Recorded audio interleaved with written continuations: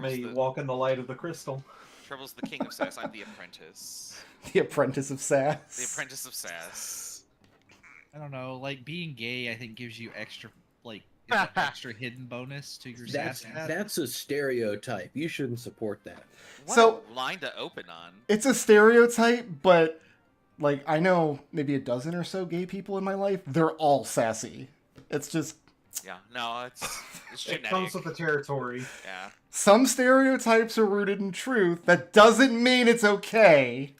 It just means that they're true sometimes. All the worst drivers I know are men, so that stereotype doesn't hold. But Yeah, and they're all in Florida. they're all in Florida. Oh, I can only imagine. I just looked at the Flumph channel, and it's still got Flumph Strahd, but it's so adorable. I don't care. Yeah, I have to. That's on my agenda this week is to change the channel banner and everything. But it's adorable. I love it. I would just like to say that I really like the new background. I feel like I'm in the ocean, drowning at sea, Good. watching my ship sail away without me. I can use hashtags on Blue Sky just like I used to use on Twitter, right? Like it's the same thing. Yeah. Yes.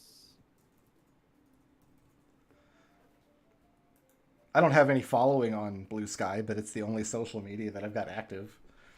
I'm back to not being able to log into Twitter at all. Like I can't. Like when I try to open the app, it just won't let me get back in. So Take it as a sign from They killed two-factor Elon. authentication. I think that's why. yeah, I think that's Yeah, it. Because I used to have to log in, but then I would get a text message, right? So They also killed TweetDeck. I just used the app that I used was whatever just came built into Windows, like by default. And I can't anymore, so So much for that. Elon clearly doesn't want you to use his platform anymore. So no, therefore, he wants Russian bots peddling Bitcoin scams. Like that's his market.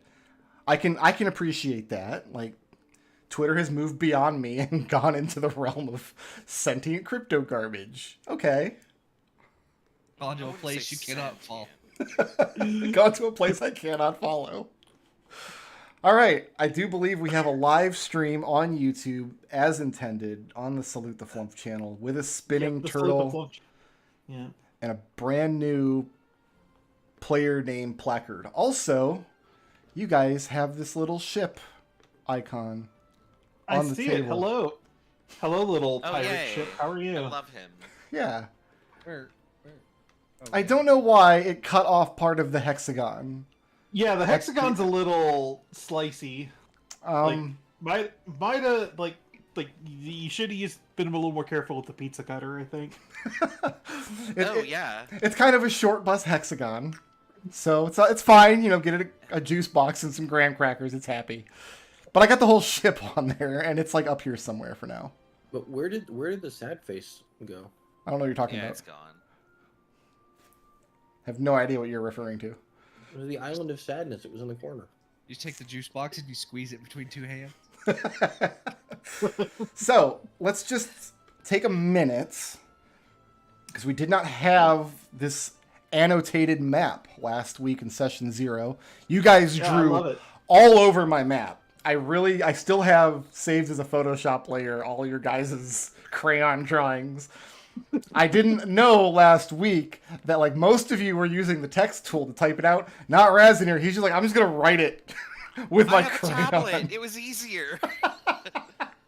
My Yeah, if he handwriting's has a tablet, I illegible. understand. So I am going to thank Legible? Treble for giving me a gift that I had not gone into this campaign expecting to receive, because Treble pitched this idea of the Freeport of Verinthia on this like a little island city-state, just outside the reach of like Southland colonies. So what I did this week, I made it a personal goal to try to use at least one thing out of every single one of my 5th edition D&D books for this campaign. But what I did this week is I actually read back through parts of my 7th C core rulebook. Ooh. So when we do adventuring in Nice. the Freeport of Verinthia, you will be going to Vodachi. So 7th if you don't know, it's an excellent pirate and exploration themed role-playing game, kind of set in like 16th, 17th century Europe. like an XB of like 17th century Europe, right? So all of like the nations in this area are patterned after real world nations. So Vodacce is patterned after the nation of Italy through that period of time. And yeah, it's going to be interesting. So I'm going to enjoy, like, I already thought of like ways to run like an entire campaign in that one setting in like fake Venice. Like there's going to be assassins guilds and like this oppressive monotheistic religion. It's going to be great. Can't wait. And as you can see, this kind of somewhat yellowed treasure box sits next to the free port of Verinthia because I asked each of you to come up with one of the 5 pirate treasures you're seeking. Treble said one of them is in this free port. One of them is out here in the sea. One of them is up here in like goblin territory. One of them is up in just marked hole on the map, mysterious hole. And then one is here in this volcanic vent. So over the course of the campaign, we'll be batting down those 5 treasures. I think we should go to the vent first because we have a bard in the party, and we can just sing Requiem. Right? Final Fantasy reference. That's funny. So just going over some stuff that you will know about the setting. This is not going to be on the tests, but the kingdoms of Galbranarch down here. These are dwarven kingdoms that are kind of breaking away from the Southlings. They don't want to fight in the Southlings' stupid war. They want to use the war as a reason to go and kind of claim all of these colonies that are just left to their own devices. Further to the east, we have the Flying Island. One of the islands in the Suikoden 4 archipelago down here flies in the sky, and nobody can get to it, so nobody knows what's up with that. It's up there. You can sail through its shadow. North of there, you have this desolate continent whereupon sits the Field of Var, which was the site of an ancient battleground. All that remains now are essentially the petrified, mostly destroyed and powderized feet of thousands of soldiers squaring off and fighting on either side of this battlefield. Whatever happened here was not good news, and now anybody who steps foot onto the Fields of Var slowly over time begins to petrify themselves. So not a good place for pirates to go. Carentel is a city that sits on an island off the coast, and nobody knows what's in there because it is a city stuck in time. You can see it in the distance, but if you try to sail to it, ships that become ensnared in its radius also become trapped in time. So as far as anybody knows, nothing escapes from Carentel. It is a cursed It's island. a black hole. Yeah, pretty much. Dragons have been sighted here in the Northern Ocean. That's all anybody knows, so don't. Bad idea. Out here in the middle of the ocean, we have Brigand's Mirage. This is just an island that does not exist. You can sail right through it like it's made of smoke. The Western Sea is more populated and more commonly charted. You have the Salt Sea here. This is another cursed place. So when Destil drew he had this salt island or something on the sea, but he drew it in a span that was like 400 miles to a side. It's massive. The idea here is that you can sail through part of the Salt Sea, but the water becomes very salinated very quickly until the point where there's actually big chunks of salt floating, and then the ship just becomes damaged. Presumably there is a solid mass in the center, but nobody has gone in really to investigate. It's also not possible to swim there because, for example, Razanir's character is a sea elf who can breathe underwater, but the salination of this area of the sea is so dense that it's toxic to swimming creatures that have not specifically evolved to live in super salinated water. Mechanically, I would use the rules from Spelljammer that has very good rules for like what happens if you're fighting in like a noxious cloud that's not safe to breathe. Those are the rules I would use. This is why sea elves and tritons haven't gone to investigate that area of the Salt Sea. I do look forward to throwing salt mephits at you guys. That's your Christmas gift. You just want to rub salt in our wounds. Yes. The Empire of Druzadek is established by hobgoblins. A lot of slavery travels through these ports. It's not an empire in anything but name. The current emperor, who is an NPC that I haven't developed yet, calls it an empire, and he wants you to call it an empire because he wants to feel like he's a big, powerful boy. In reality, this is a few tribes of hobgoblins that have consolidated their power, brought their goblinoid slaves out to these islands, and are trying to basically do what the orcs already did 100 years ago on the mainland. I think last session we talked a bit about the Kovnos and the Bridge City. South of there, we have the Council of Iolad, which is a monastery of Aarakocra. And you're not invited. Unless you can fly, you can't reach it anyway. So that's kind of what you know about the ocean. Being slaves aboard the Deceit.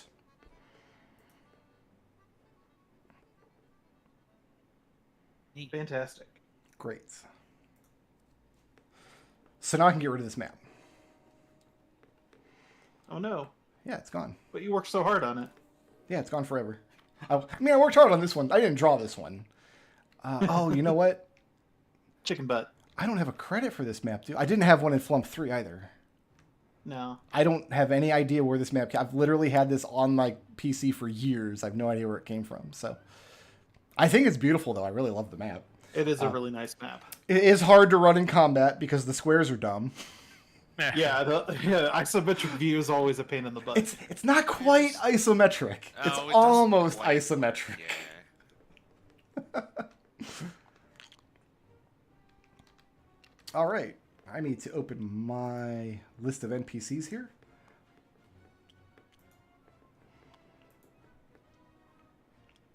I did Did I transcribe all the NPCs into Oh, yeah, party 30 notes? works.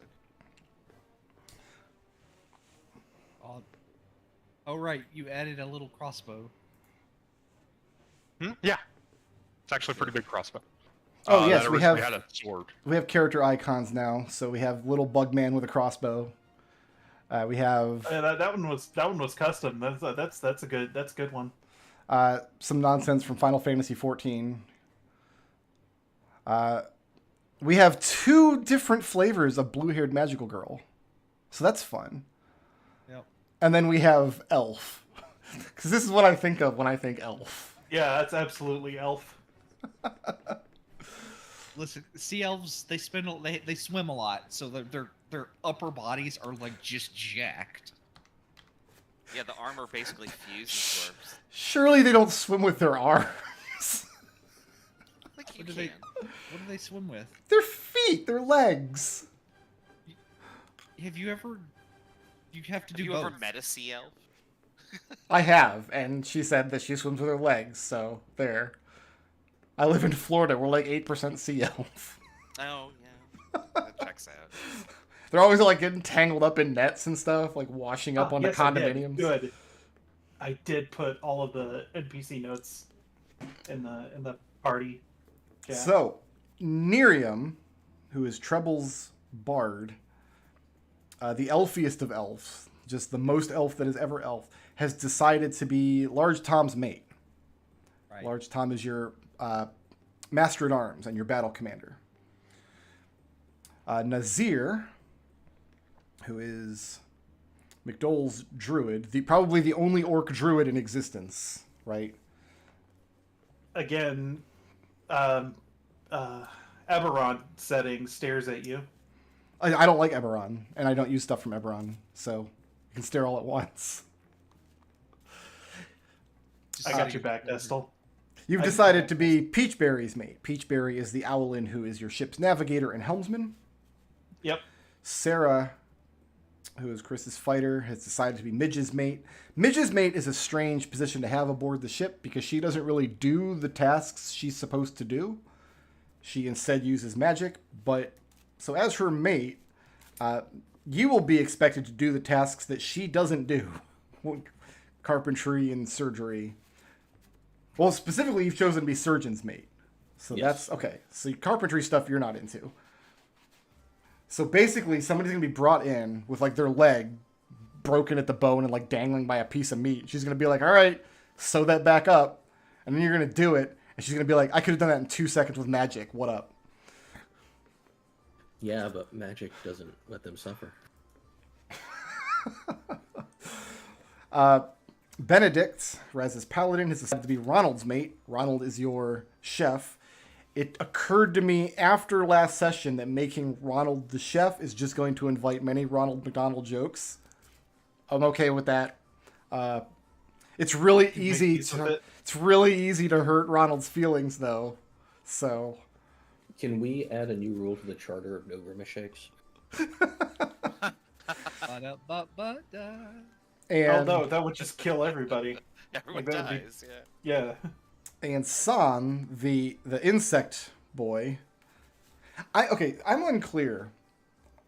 How big is Sahn in comparison to like a standard like medium-sized humanoid? Because I was picturing him as like this little bug dude, but then I looked at it and it said that they're medium creatures. Yeah, you can choose to be medium or small. Let me see here. I put this in Sahn's description. Sahn is 6'6" and weighs 150. Oh, so he's a big boy. Okay, so I Spindly, probably He's a big boy. Real spindly.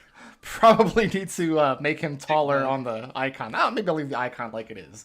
Like the icons are just vague representations. Like no elf looks like this. No. Yeah, I know this is the second time I played a really tall, really light character, but So you walk out on the deck and just blow away with the wind. He's a stick bug. yeah. And Sahn has chosen to be Gary's mate. Gary is your master at sails. He spends a lot of time up the crow's nest and in the rigging. Okay. You all were purchased by Tenacity, who is your quartermaster. Tenacity is a tiefling, and she is not a nice person, let's say. She prides herself on being ruthlessly efficient in everything that she does, and she has a reputation amongst the other like pirate gossip girl network of being difficult to serve under. The only people who last long term on the deceit are people who find a specific niche that fits them really well, and they can continuously prove their value to them. Tenacity is endlessly looking for people to prove that they have earned their position on this ship. They do not mess with fools around here. That's been Captain Eyes' MO for over 100 years. We only put people on this ship if they're magic users, typically, if they're really good at what they do, and you guys run a lean crew. This ship is actually built for a crew of, what does it say on here? Probably at least 30 people. Well, the capacity is 30 crew. So yeah, the ship is built for 30 crew. You guys are running with what? Like less than 20. You five, however, were not recruited by Tenacity. They did not seek to bring you aboard the ship and sign you into the charter the way they did with everybody else on the crew manifest, except for Pantaloons. Nobody knows why he's here. Tenacity purchased you all from the Bridge City, slavers who take slaves out of the Shadowed Lands, where you all had spent 12 years. The reason she sought you out is because she determined, through warlocky divination powers, that the five of you had knowledge of some of these treasures that her captain and her ship were searching for. And each of you did, in fact, have one treasure. And she has verified that the knowledge is good by literally going into your brain with warlocky detect thoughts powers. So your value to her in the short term has already been proven. So you guys have been serving aboard her ship. De facto, Tenacity acts as your captain. Nobody has seen Captain Eyes in years. Your three officers are Tenacity, Large Tom, and Double Al. They've all met the captain. They've all served with the captain for years. Additionally, Midge has served on the ship long enough that she knows the captain personally. None of the other crew members have ever met him. By the time they joined the crew, he was locked back up in his quarters. He does not come out. Day or night, food goes in, empty plates come out. That's how Ronald would characterize it. And we've already determined how big of a pain in the ass you guys have been to Tenacity over the few months that you've been serving aboard this vessel. For one reason or another, you all have decided, though, that the pirate life suits you just fine, and you're coming up on the point where Tenacity has basically promised prove yourselves, prove that you want to be here, prove that you can do the work, and we will strike these slave bonds off. Put your names into the manifest. So you all have some amount of gold on your character sheet. This was given to you as part of the take of a prize they recently took. A merchantman out of one of the colonies sailing supplies to the front of the Southland War. The deceit intercepted the ship.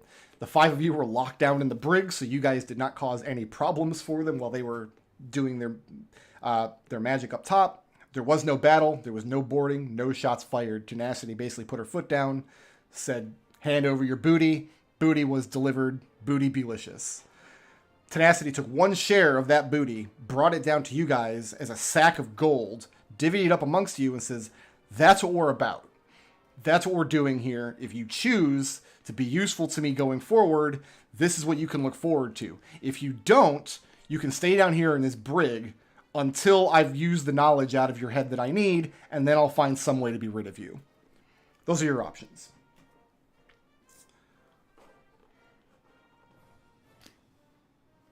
Now I need to make a new token, because apparently I haven't done this yet.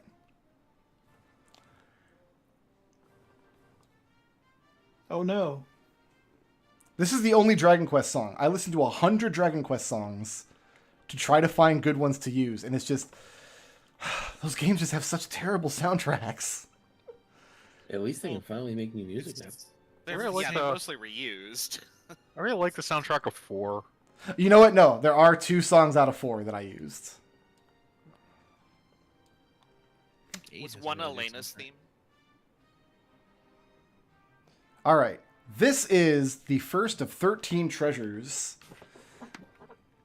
that Captain Eyes is trying to find. They've already found it. By the time you guys were bought and brought aboard the ship, they had located the first of 13. So what they're going to do is they're going to sail the Deceit to an uncharted island out north of... like, it's near to the Kovnos, in case they have to beat a quick retreat. It's not used for much of anything. There's no settlements there. It's not a valuable island at all. Which means if the island gets destroyed in a flurry of unleashed magic, nobody's going to question it. Nobody's going to notice. Your job is going to take this object, this ogre-hide drum. One of you needs to attune to it. Then they're going to sail out to the island. They're going to weigh anchor. Put the 5 of you in a jolly boat pointed to the island. And you are tasked with going to the top of the island and using the properties of this object so they can witness them and see what it's good for.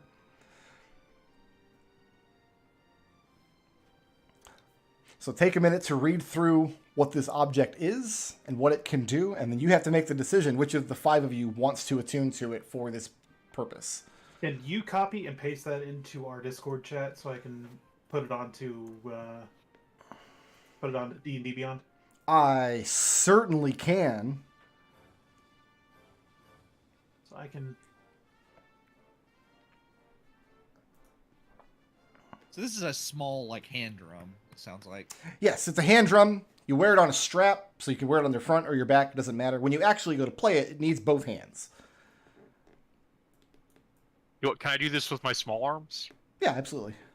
In fact, you could do it with 2 of your arms and then still wield your crossbow in the other 2. Yeah. As long as I can play it with my small arms, I can do that. Benny's using a sword and a shield most of the time, so I think he's out. Unless you glue it to the back of his shield. God. So, Yeah, makes sense. half of this object for now is still blocked out. I guess it was a glitch when I went to upload it, and it just put a big gray blob on there for no reason. That's weird. That Oh, is... strange. Yeah, that's so weird. How bizarre. So this is kind of the template you can look forward to when you start collecting these 13 treasures over the course of the campaign. They're all going to look a little something like this. You're going to have just a standard description of what it is and how you use it. There's going to be something that you can do, like an activation power that you can do typically once per rest. This one is once per long rest. You can cast the Erupting Earth spell. And then they're going to have passive properties. Just by being attuned to it and wearing it, you get these passive properties at all times. My charisma is terrible and my spell save is really low. So just meta character wise, like I don't think I'm a great option to use this thing. One thing I'm going to point out is that there are 2 passive abilities that require the expenditure of blips. So blips are going to be used to power some of the abilities of some of these items. This one says when you deal bludgeoning damage, you can spend a blip to deal a bunch more bludgeoning damage, kind of thing. Does Nazirr have? Did you take Shillelagh? I did not. Okay. I was just wondering. It's a thorn whip. Do you have a like a quarterstaff? What are you using? I just have a Spear. rapier. Spear. Yeah. Yeah. I think I actually have a mace. Yeah, I have a mace and a longsword. I mean, I don't have to use a shield, but I don't think that this is best for me. hold on. Let me look up the erupting earth spell. I don't remember what I have it on the does. screen. It's a 20-foot cube centered on you, based on this description. Does 3d12 damage on a failed save. I don't think it's centered on you. Well, It this description. Oh, yeah, forces yeah, it yeah. Centered on you. Yeah, when you use it from the drums, it's centered on you, and you're immune to its effects. I think this is a front row item. I think both of us are using sword and shield right now, though. I mean, you could just switch to a mace later, or a hammer, warhammer. Yeah, you, Sarah, you, what you do could use what your weapons- action one turn to use the drum, and then next turn just get out your sword and board. That's fine. Yeah, What A weapons? shield are you requires using, an action, Sarah? right? Does it? yeah. Yeah. Yeah, To it requires drop an your action. shield or Ah. to equip your shield. Yeah. To doff or don it requires an action. Yeah. So, I mean, if nobody else, I guess like if you want to go for good spell DC, it'd be me or it'd be Nerium or Nazirr. With a secondary being probably Benny. Benny has decent, doesn't he? He's My spell DC actually is 12. Yeah. Nazir's spell save DC Yours might be like 13 or 14. 14. yeah, it's Yeah. 14.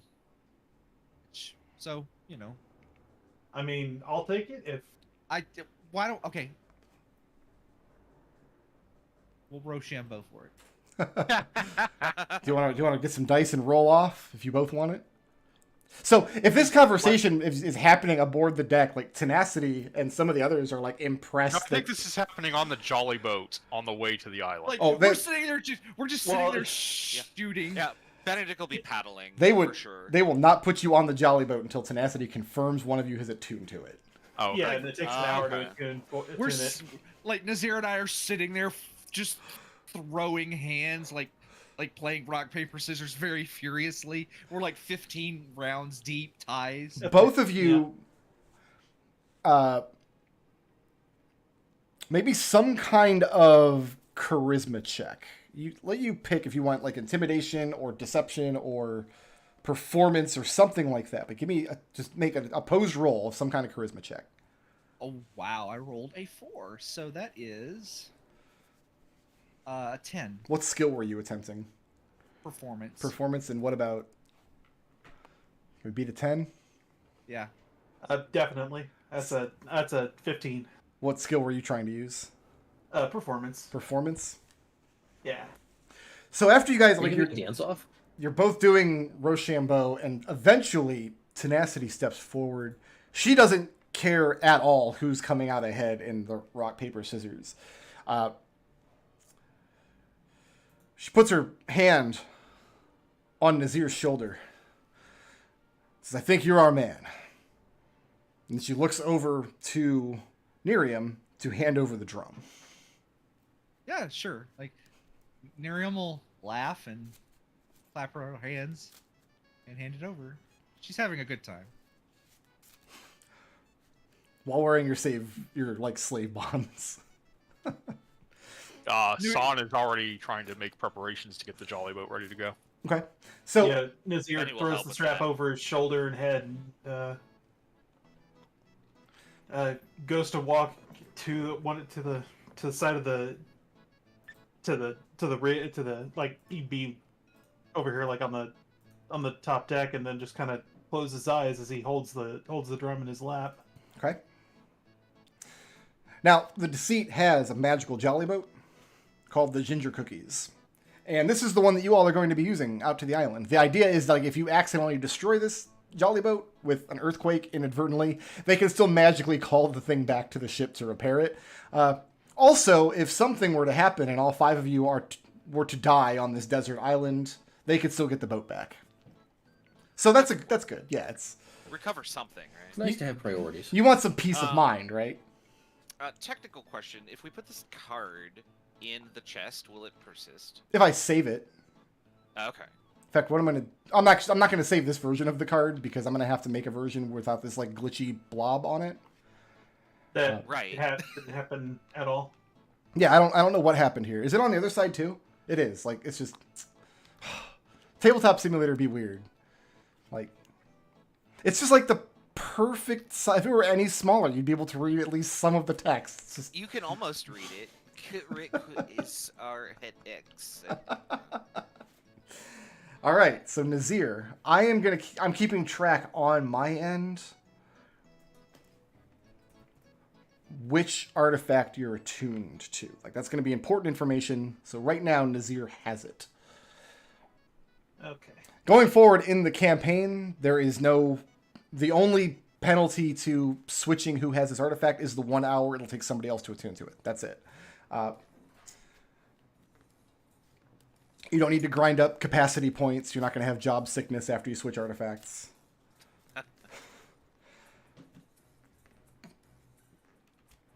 All right. This isn't 2nd edition.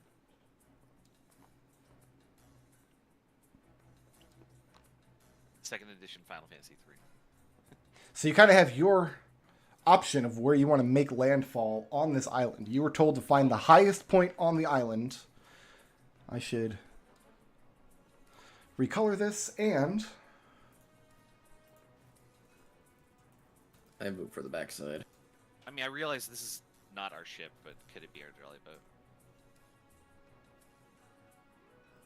I bet we Just come move, back. we can just move this wherever, right? Yeah. Yeah, I think cover of the foliage looks good to me. Oh, you want to go over there? Yeah. I like that. How big are these squares? 5 feet. Okay. Oh, so this is not a huge island. Okay. It's a tiny jolly boat. I think I'm learning that adding playlists is additive. I don't want to shuffle both of these playlists. Here, let's do this. Stop. Play playlist dungeon. Hey, there we go. There we go. Okay, so I've got to actually stop it on the old playlists. Mm-hmm. Great. Wow, this is a creepy ass island. If this is what's All right. So you're the actual. Is this where you're going to approach this northern edge here? Is that we're using this as the jolly boat for now? Sure. Okay. It's a creepy island. Does someone else want to be initiative this session? I already have it I can do it. PMP'd. Cool. Yeah. I don't remember how to add picture. So you guys approach the island from the north, and yeah, it's a tiny deserted little island. They refer to it as Cairn Island. There's probably few, if any, uncharted islands remaining in the section of ocean will be explored, but this one had nothing valuable found upon it.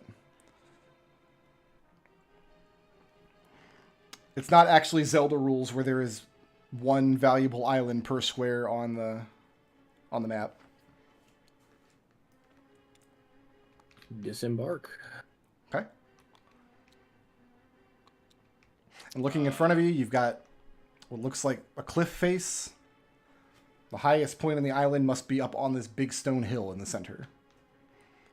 You've also got the path leading around the side of the beach off to your right. Can we bring the jolly boat? How heavy is the jolly boat? Like, I don't want to leave it floating. I think we just pull it onto the shore. Yeah, you just drag it up on the shore, and when you're ready to leave, you can just drag it back out of the water. Okay. We don't Can need we to activate hire. the command word from here? You could if you knew it, but all it would do is send Okay. the boat back to the ship and leave you stranded. I meant, like, if we all got on the boat, can we activate the command word to go back, or... You know what? They've been sketchy on whether or not that would work. Okay. You guys are going through your, like, pre-pirate hazing phase here, so... Is Nazirr with Yeah, everybody? that tricks. Yeah, I'm programming. Oh no. You want me to? Here, I'll put you with the rest of this. I'm learning how to program. Sorry. Yeah. But I am attuned to Programming's this item, the yes. worst. Yeah, you have. So are you wearing like the drums on the strap on your back, or are you actively like holding them in your hands? I've got the strap thrown over my shoulder for now. Got spear in one hand, basically holding it to balance on the other with my empty hand. Okay. And yeah, it's up to you. It's a clear, beautiful day. Nice little deserted island. It's got some foliage on it. Maybe some exotic fruits to be found. As you come around the edge of the beach, you see the beach continues around. And there's also... footpath is the wrong word, because it's obviously not used as a footpath. It's just part of the cliff that is given way that can be walked or slithered up to the top. That's this right here, yeah. Okay. Yep. Yep. Yeah. Well, all we have to do is go to the top, right? Yep. Gotta It go should up. be easy. How rough are these cliffs? They're walkable. They're not difficult terrain or anything. Well, I mean, like these. You could probably climb up them. No, I'm just gonna climb up this way then. Okay. Trying to get out in front. As you guys coming around the corner here, you hear from this direction. I mean, you're hearing all the sounds of the surf, of the sea rolling in. But you hear other water sounds too, off to your south, that sound like gurgling or bubbling rather than waves coming in and out.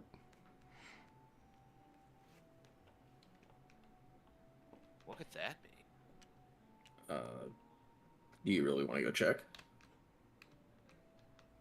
Is it coming from higher up? No, it's coming from further down, like if you had continued around this way to come south. Can we Benedict not? just Can we see shrugs, down this way? Not from your position, because you'd be looking through all these rocks and trees and things to the south here. Why don't we get up higher and then take a look? You do that? Yeah, you can see everything from I'm the just top. gonna keep climbing. Slither around. Okay. As you come around, looking down the cliffs on the other side of the island. Sahn climbs up. So it looks like the actual highest point would be up upon these rocks here. Although there's another path that goes out over the sea in front of Ssah'ra here. So you can Anyone carrying a rope? see nice and clearly out to here. Oh, up there. Okay. Going out past about this point would be difficult terrain. But the highest point is actually up above Sahn here. Yeah, Sahn's gonna just work his way up to get a better view. Okay. There you go. So you get up to the highest point about here, which is going to require some climbing. From this point, looking down, you've got this terraced, like kind of rough step feature beneath you, climbing all the way down to the beach on the other side of the island. Looking over from this side of the cliff, you're looking down through thick trees. There are many big palm trees occluding your view of what is directly beneath you from that point. So we slither over here and try to look down. It's just trees. Yes, when you look over the edge, there's just trees. I mean, you can see the beach off in the distance here. It's not that far away. Do you hear the gurgling from over there? Sarah, from your position, yeah, if you hunker down and you wait a second, you can pick up the sound of gurgling water pretty much directly beneath you. I'm gonna pick up a loose stone Okay? and toss it towards the water. And you See if it goes through the trees. drop it down through the trees, and some of the leaves give way as it falls. And you hear a splash. I don't know, 30 or 40 feet down. You guys have climbed a fair distance to get up this high. Make me a perception check.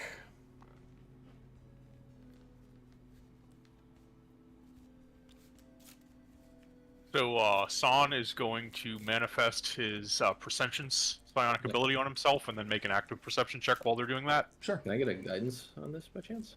I mean, that's what I just did for myself. Yeah, last We have campaign. guidance. Nobody has guidance? Oh. I do. Sorry, I have Perceptions, just psionic. That's just 8. An 8. How did That's Sarah an do? 8. Yeah, listening, you hear the splash, and then it takes you a few seconds to pick up the sounds of gurgling again. Well, nothing jumped out at us. Just a lagoon then, huh? Obviously, it's just some strange natural water phenomenon. Probably give Nazirr some space and let him play his drum. Okay, now all of these squares that you guys are moving on right now, these all count as difficult terrain. You're on rough rocks, climbing up and over things, and let's roll some initiative. I can't. I don't have dice. I was Well, just I gonna guess we ask. can't. I guess we can't then. I was just gonna ask if we wanted to tie a rope around you. I was gonna ask if we wanted to like move off the rocky terrain before he shatters everything.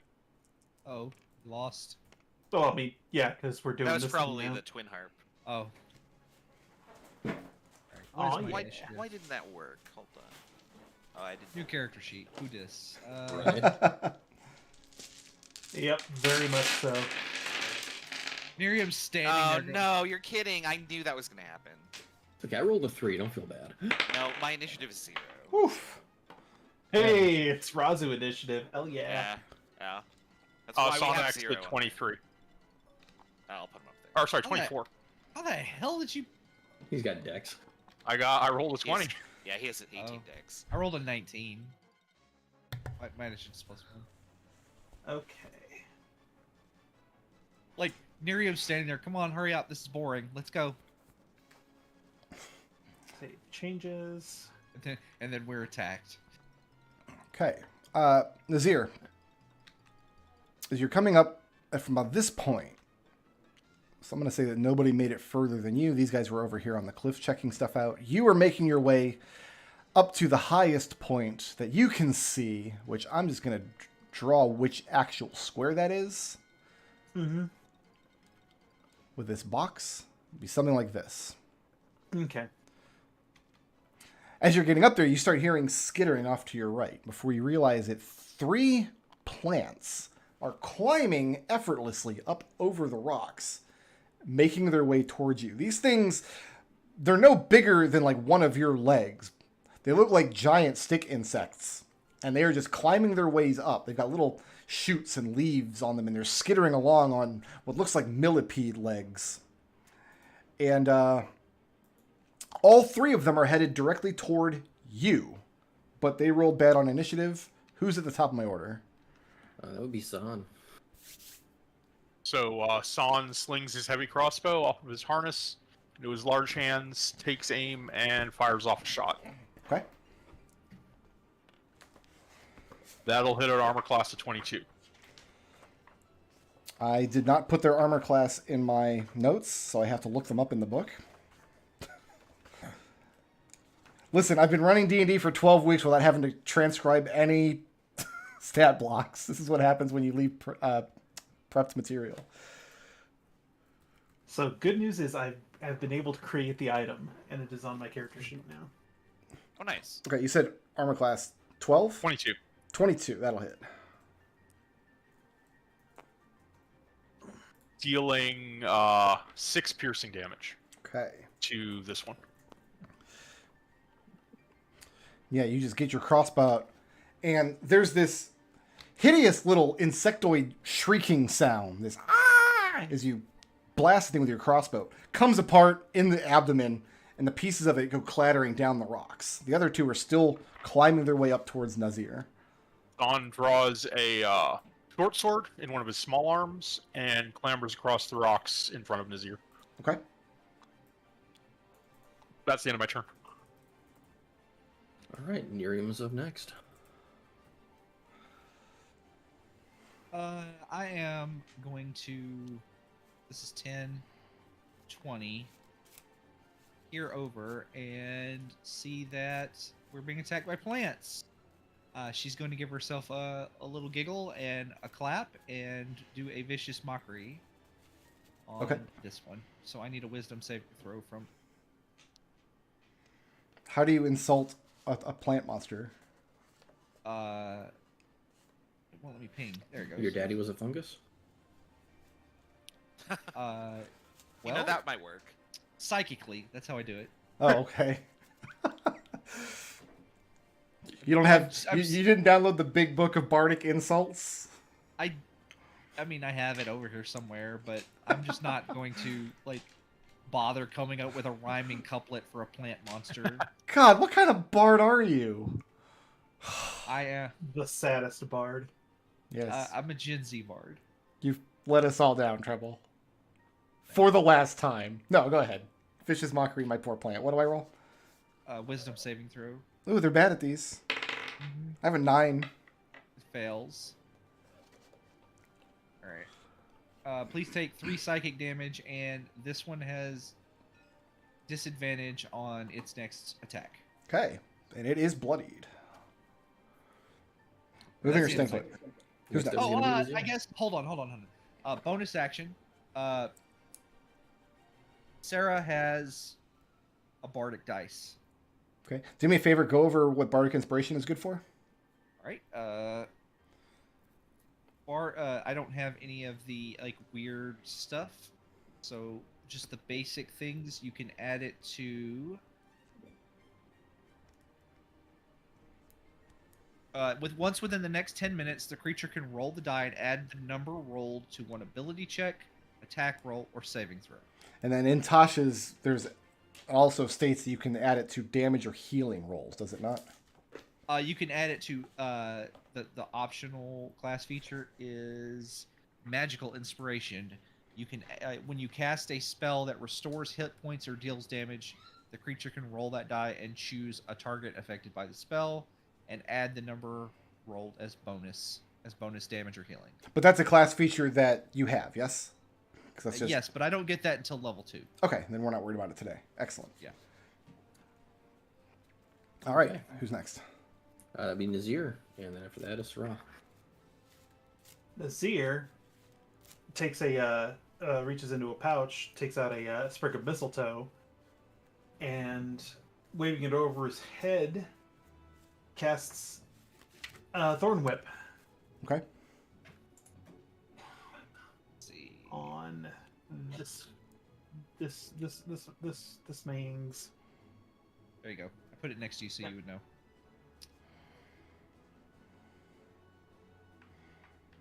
Like I said, new character sheet. Who dis? You gotta find the So- new stuff, right? Yeah. Yeah, I'm gonna cast Thorn Whip. And that's a dirty 20 to hit. Nice. So this would be an example of something you could add bardic inspiration to damage if Treble was a high enough level bard and if he had given you the dice, which he didn't. Yeah. I understand Treble doesn't love me. Yeah, it's the Not second my time favorite. today that Treble has disappointed all of us. Yep. So that's going to be 2 piercing damage To which one? to this one, and it is drawn up here. And it is bloodied. Okay, I do want it to be clear that I do have a bunch of like rhyming couplets, but I am not wasting them on the plant monsters. No, that's fair. You know what? I think we're all That's enriched by knowing that. I Yeah, don't that's care what you valid. believe. Make like a tree and leave. Do not It's not that hard. do not blow your best material on the first encounter of the campaign with 4 hit point plant monsters. Who's next? It'd be Ssah'ra, and then Old Minnie is last. No, there's something before me. Oh yeah, I guess there's plant monsters. Yeah. for you. If they live. Yeah, right. I mean, Well- that's entirely on you, Since- my lady. Yeah, since Nazirr decided to yank one over, I guess I won't be the snake shield. So we're just gonna go ahead and attack it. What are you attacking with? Longsword. Okay. And So you have a sword and shield situation? for the moment, yes. Okay. So you're not That's gonna using be- the two-handed damage then. Not until level 4. So that's gonna be a 21. That'll hit.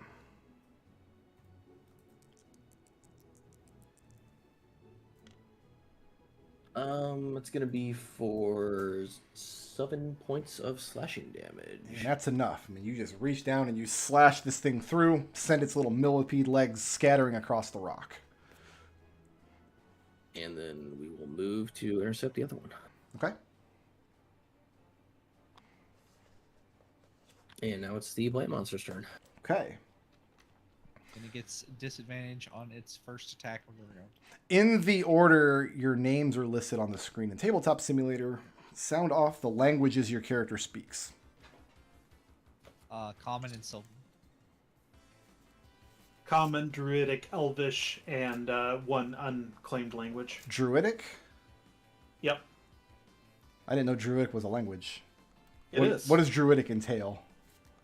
Druidic is the secret language of druids. Okay. Chris? That, Chris? Okay, I wasn't sure if it was done. Common and 2 yet to be decided languages. Okay. Common and 1 unclaimed language. And telepathy. What about I Raz? have common and elven. Okay. This offer is Oh, and good. thri-kreen apparently is a language. This offer is good for the next 10 seconds only. If one of you have an empty language slot and decide that you speak Aquan, speak up now or forever hold your peace. If I had an extra slot, it makes sense to have that.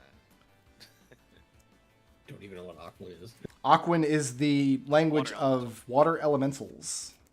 So water elemental creatures that can speak Aquan. The legacy version of CL has it. I feel like Don't have that's it. probably not a bad language for a pirate adventure. So you want it? What do you guys think? If you want it, write it down on your sheet. Yeah. take it now. Going, So gone. Take We'll do, it. we'll do Aquan. All right. So you hear over here the gurgling comes together to form identifiable speech. Those of you who don't speak Aquan can identify the sound as speech. You just don't know the language. Ssah'ra knows the language. And the voice says, "No, leave them alone. Come back." And then it's the Twigblade's turn. He's about to have a real bad day, though, because these creatures are single-minded. Oh, no, I don't have to leave anybody's threat range. I can do it from right here. Nazirr, Sir, I need an opposed strength athletics check. by all means. You got to beat a 5. I do. Okay, what's in your hands right now? My spell focus. My Okay. but I got this little sprig of mistletoe. in my So, hand. so like the drum is slung across your back. Yeah. The creature wormholes its way around your front line, and it's just reaching up with its little spindly, just weak twig arms, and is trying to wrench the drum off your back. You just kind of shrug so it can't get the strap up and over your shoulder, so it doesn't succeed. But it looks like that is its goal.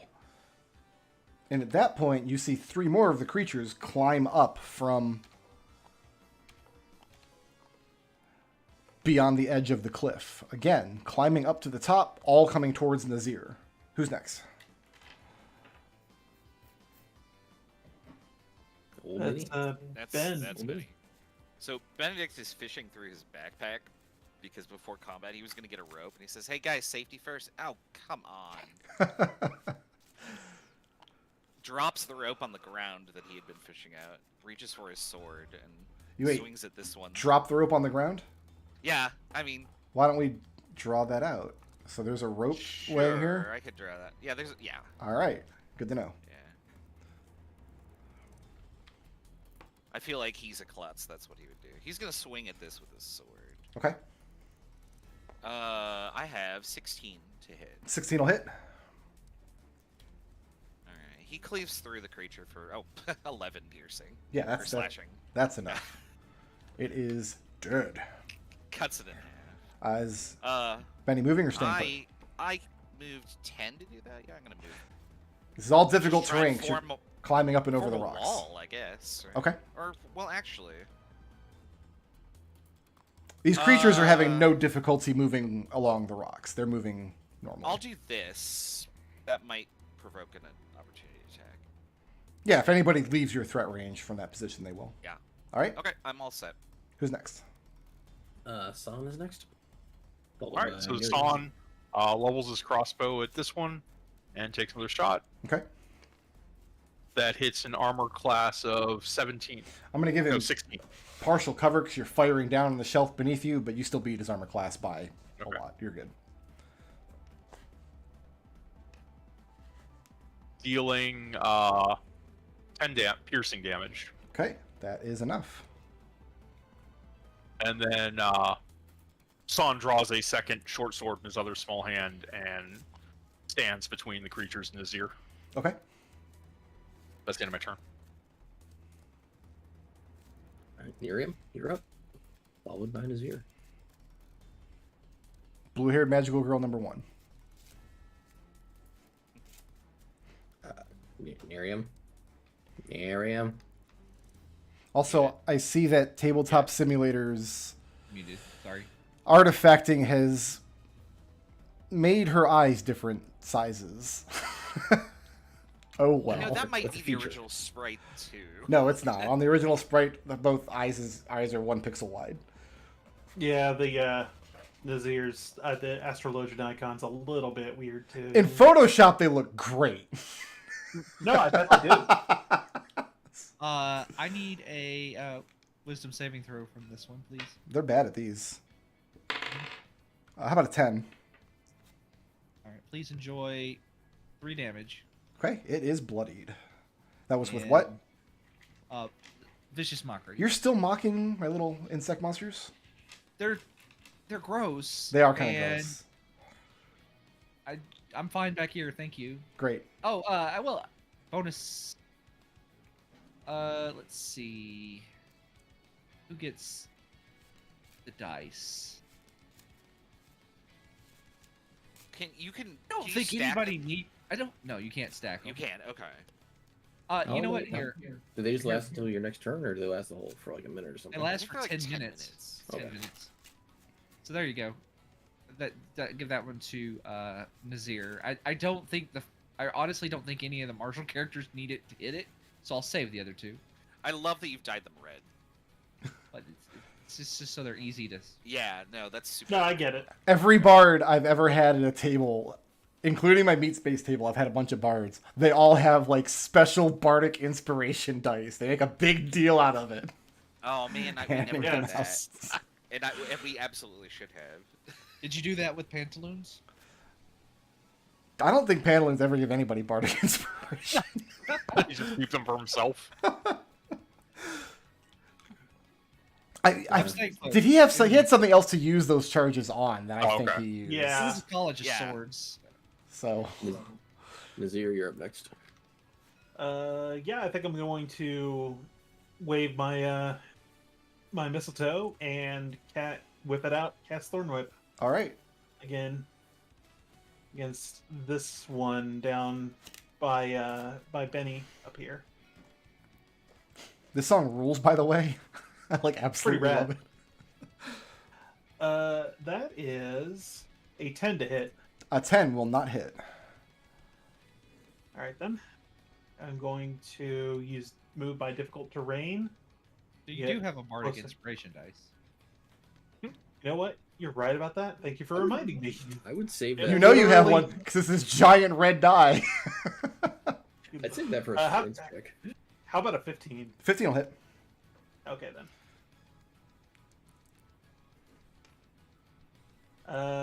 For 5 piercing damage. 5 piercing damage is enough. Which one did you hit?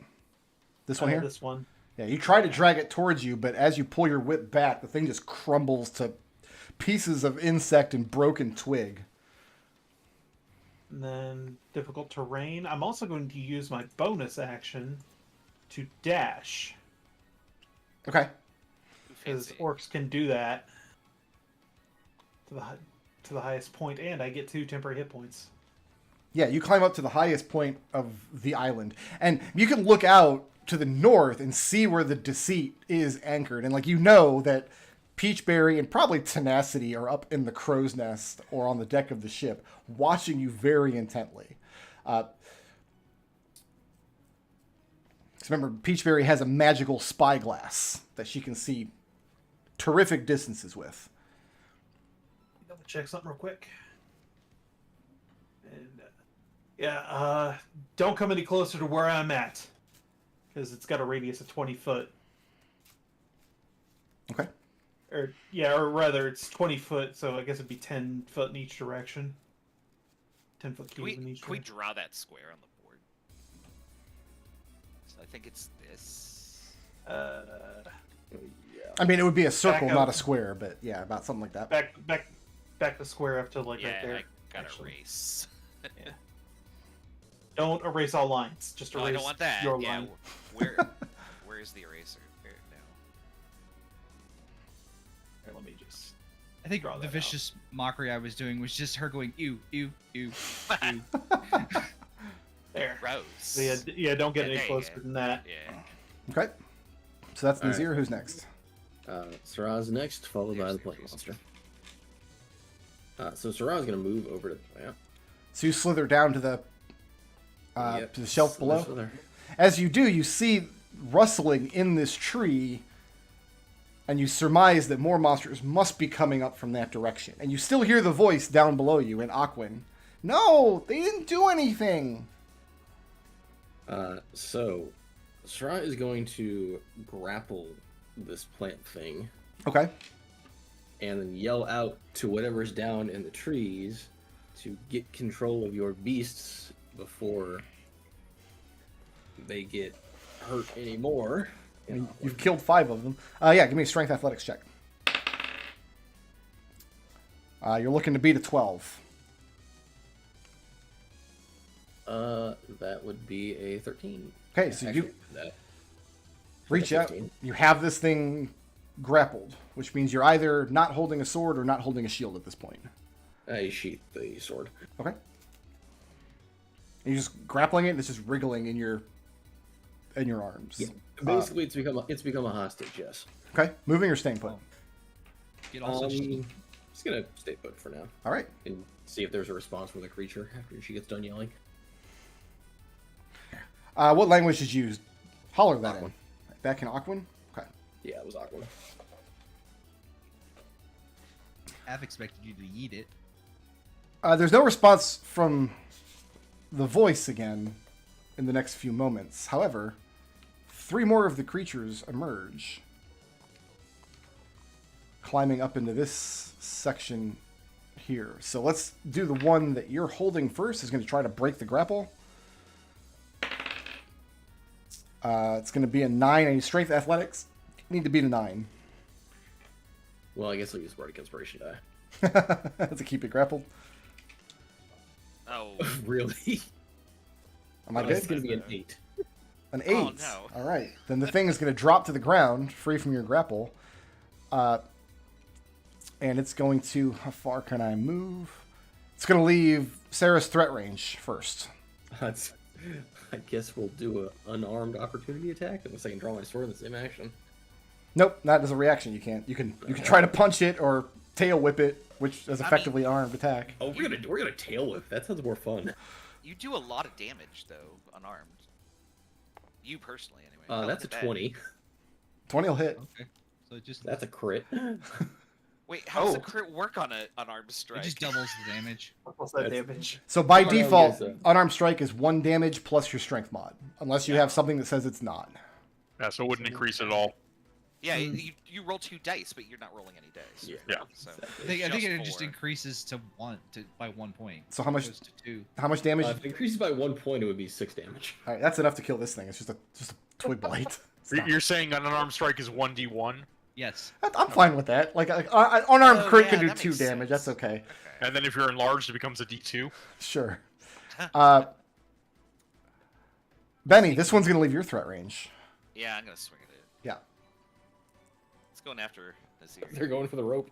I have 21 to hit. That'll hit. It will take 7 slashing damage. That's enough. And yeah, these two, 1, 2, 3, 4, and then I need 1, 2, 3.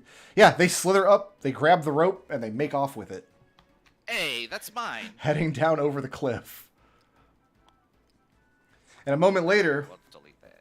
you hear the voice again. It's from below. No, that's not yours. Put it back. Who's next? Sarah will translate if she can. Let me delete the rope Next from my is character sheet. Old Benny went, so it'd be Sahn next. Yeah, that's coming out of your pay, Benedict. Yeah. If you Did lose Benny that, go? I actually haven't Then he gone got a yet. Oh, reaction. Benny Yeah, got reaction. I Yeah, Benny, had a go. reaction. Go, Benny. I mean, I guess I'll go over here and try and chase down this rope.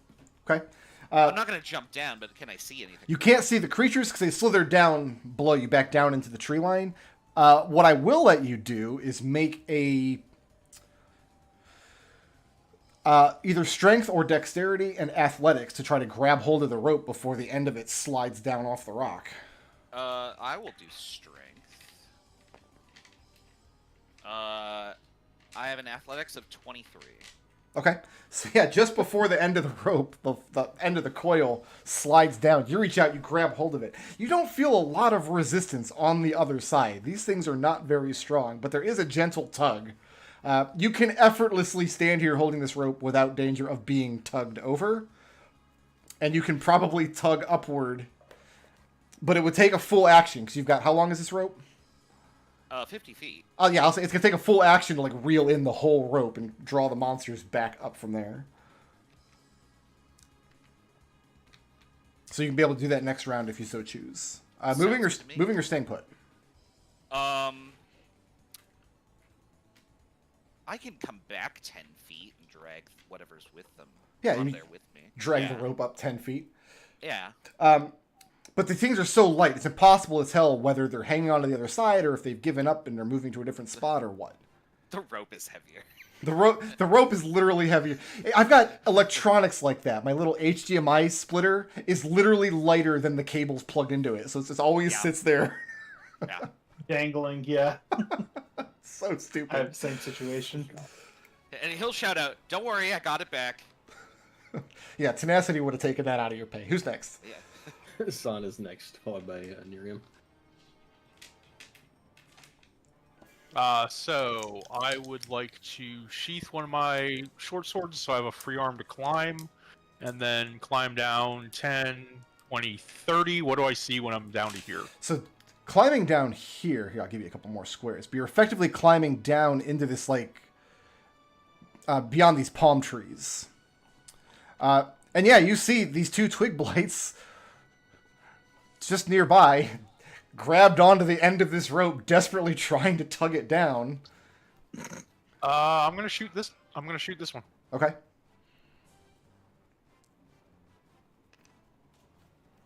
So that hits an armor class of 14 14 is good. for 11 piercing damage. And that's enough. And that's the end of my turn. Nerium, followed by Nazirr. All Right, right. 10, 20, 30. And Nerium's going to say, well, like, if there's somebody down there talking, maybe we should go say hello. And she's just going to dodge and end her turn. What language are you speaking when you say that? Us. Common. Okay. I don't know Aquan. I don't have any spell, like, any slots or anything. Okay. I'll have that sorted out by level 6. Don't worry. Okay. Who's next? Nazirr. Nazirr puts away his mistletoe and takes the drum out. Then he's waiting for... he hears Nerium say that, and he says, well then, they better come out of hiding, or they forfeit their right to complain when I'm about to do what I'm about to do. What are you about to do? I'm about to play this drum. But I'm not going to play it immediately. Okay. Effectively, mechanically, what I'm going to do is I'm going to wait until we're off of initiative to play the drum. So you think I'm out of twig blights then? You think I've run out? That's kind of where I'm sitting at right now. Gambling. All right. So Nazirr, so are you readying the action to do that once you get the all clear, or are you just going to wait until Yeah. initiative is over and then do it? Okay. I'm going to wait till I'm going to ready the action for the all clear. All right. Who's next? Ssah'ra, followed by Twig Boys. So she is gonna slither down. Difficult terrain to get down. Yes. So you're climbing down past the tree line down to where Sahn is. Yeah. So you don't have a square to stand on there, but you would like here next to Sahn if you can make it. If you yeah. if you end your turn here, I'm going to make you use your action to not fall, basically. How far down is it to the ground at this point? Probably only a 10-foot drop from there, but then you wouldn't have line of sight to anything useful. Yeah, we'll come over a little further, or is that the edge of it? That's a good square. Good. You're pulling yourself along this rock face that this tree is kind of growing up over onto. So yeah, you can see the thing from right there. Also, at the very edge, you can look down. Where's my revealer? My lens of truth? I always lose it. Yeah, it's down here. Looking down, you can see the source of the gurgling water. This thick canopy of palm trees covering up. But yeah, there's this little lagoon. And contrasted with the water flowing in from the sea, the water down there, crystal clear, obviously fresh water. And there's a creature amidst the middle of it. This small humanoid creature with her hands cupped to her lips, calling up at the twig blight. This is the source of the voice. Take it back! They didn't give that to you. That's not even yours. What are you going to do to my poor blight that did nothing wrong except steal your rope? I mean, Sarah's going to look down, say, "You there?" Call down to the water thingy. Okay, and the creature, it looks like a humanoid child, but it's made out of the water of the lagoon. She has small humanoid features like a child might, but there's no coloration to skin tone, hair, clothing. She has these things, but they're all fabricated out of the water of the lagoon. She looks up at you, acknowledges that you've spoken, but then directs her next line back to the blight. See, now they're mad! So, use your action, or are we moving on? This is all difficult terrain, right? Yes. We will. I can't jump across this, can I? If you had legs, you might be able to. You said no mechanical changes. If you still have movement left, you would need a strength of at least 6 to make that jump. That's a relatively easy jump. If you've got the movement left to make it. Yeah, that puts me at. I think I have enough to get there. The rule is you can jump forward an amount of space equal to your strength score, basically. Yeah, which would be. Yeah, the blight over here, the little twig monster, just has its spindly little arms wrapped around the end of the rope. Can I shove it into the water or back anyway? Or Yeah, just you can make it into the water. You can make a shove attack. That's an athletics check. Okay. Looking for a 3. How is a 21? Yeah, so that's fine. So you want to shove it down into the water? Yeah, into the water. And as you do, like the thing comes loose from the rope and it splashes down into the water below. And we can come off initiative at that point. She'll shout out to control your children. The creature responds like, they're not my children. They're the island's children. I am trying to keep them in line. You are, and that's appreciated. No. Oh, yes. No. What's next? I'm gonna have a conversation. Nerium, get over here. You with the words. I don't speak that language. Oop, watch the rope. So is Benny like drawing He's the rope fishing up? it back. It's 50 feet and it takes a while. Yeah. Yeah. I would say it takes a full action to coil up 50 feet worth of rope. That seems... Wow, Nazirr that's sees really the, fast. Nazirr sees the others kind of chill out and from combat, and then that's when he's going to start making his way back down. So you're not going to use the drum just yet? Not yet. I'm going to find out what the hell's going on here before I come back up. Sarah's gonna try and find out who this thing is. You ask the creature its name, And she responds, but the name is not pronounceable to somebody whose voice box is not made out of water. It's a sequence of gurgling and bubbling sounds. Sounds like a babbling brook flowing over stones lazily. It's a pleasant sound, but it's not an actual word that you can say. But that's Oh, she her was name. named by Aarakocra. Gotcha. She looks up, and she's like craning her head up to see, because she's looking up through layers of leaves. So right now she can only see like the three of you standing here. Ssah'ra will slither down. So as you're climbing down the rocks, so now you're almost at the surface of the water, where you see the last of the twigs kind of floundering in the water. And the creature in the water has gotten a hold of it and has drawn it under, so where it's struggling, but she's keeping it immobile. Is she drowning it? She says that it can't drown. It's not doing it any harm, but she doesn't want it to get into any more trouble with visitors. So, who are you? Do you live here?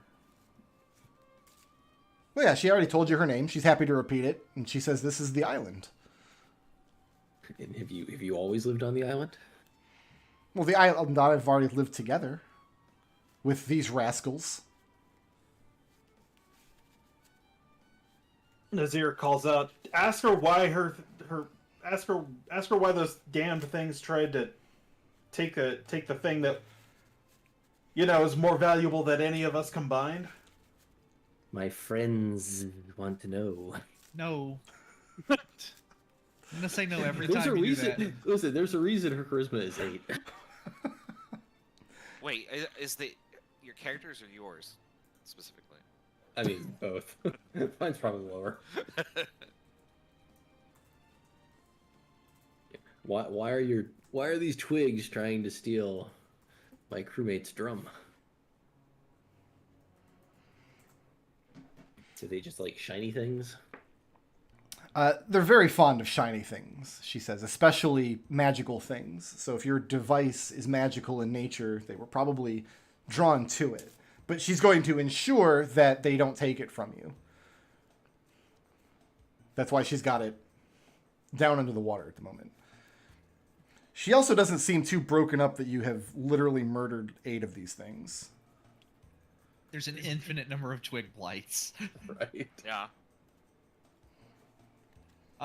Okay. Well, Ssah'ra will suggest that is it possible for her to move, or is she constrained to this pool? Oh, she can move anywhere she wants to, but it's nicest here in the pool. Ssah'ra will explain that she may want to move from the pool for a moment while my friends do something up on the rocks. She says that sounds very exciting, and she moves back to the edge of the pool. And it's difficult to get a read from her face because she's literally made out of water from the pool. Sahn is gonna move over to here to keep watch over this while this happens. Okay. Yeah, Sarah's then gonna get once up here on shore. Climbing down to the we beach. all good. Seems to be. We've warned the locals. All right then. They seem excited. Nazirr climbs back up to the rocks. Okay. Does Nazirr want this rope in case something happens? I think I'm gonna actually try and eyeball what I expect the radius to be and station myself right here. I can hold the rope. Yeah, Nazirr ties the rope around his waist. And we'll both hold it, I guess. Nazirr turns, looks toward where the deceit is, gives a somewhat rude gesture, and then, he starts bashing out a rhythm on the drum. Okay. To cast Erupting Earth. Roll a d4.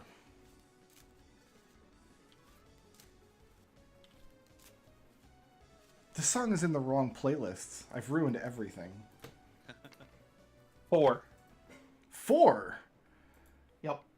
That is the number that is good to roll. The number that I the rolled. good number? Bigger than 3. Lots and lots of things are about to happen very, very rapidly. But before any of those things happen, Nazirr, you may ask one question as per the commune spell. I'm sorry, say that one more time. You may ask one question as per the commune spell. Okay, let me look that spell up real quick.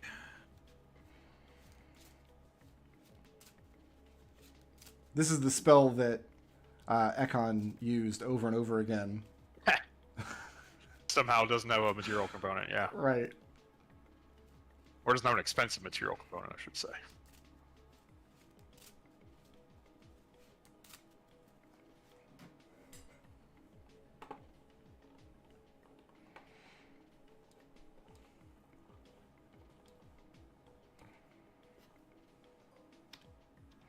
Now that you've put this song in here, I have I want to put the Parasite Eve 2 song version of this. Haven't gone through that. So good. Go. Does Tenacity intend to make good on her word about freeing me? So, you feel a connection between your mind and the mind of some other entity contained in this drum when you go to use the Rack the Earth feature of it. And you feel this connection has the ability to communicate in both directions. You feel the draw to ask it something, and you ask it, will Tenacity make good her promise to free you? The thing's response, you almost feel it more than hear it.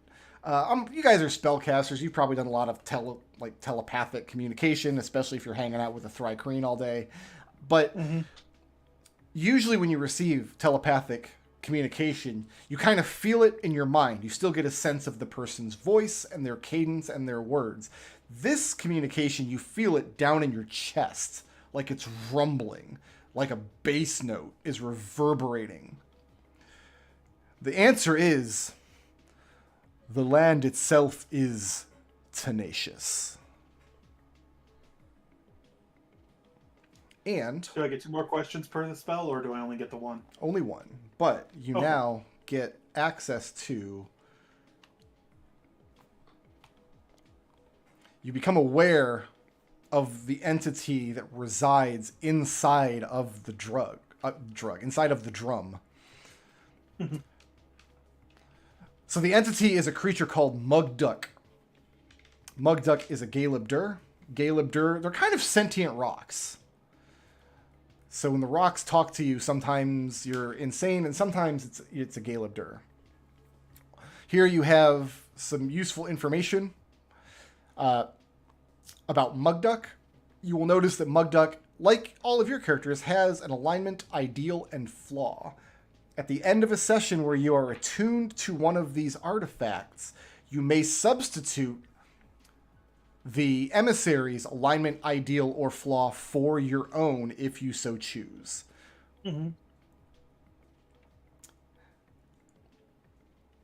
Mugduck is a stone. He does not like to move, does not like to change, and sees things on a timeline that mortals cannot comprehend.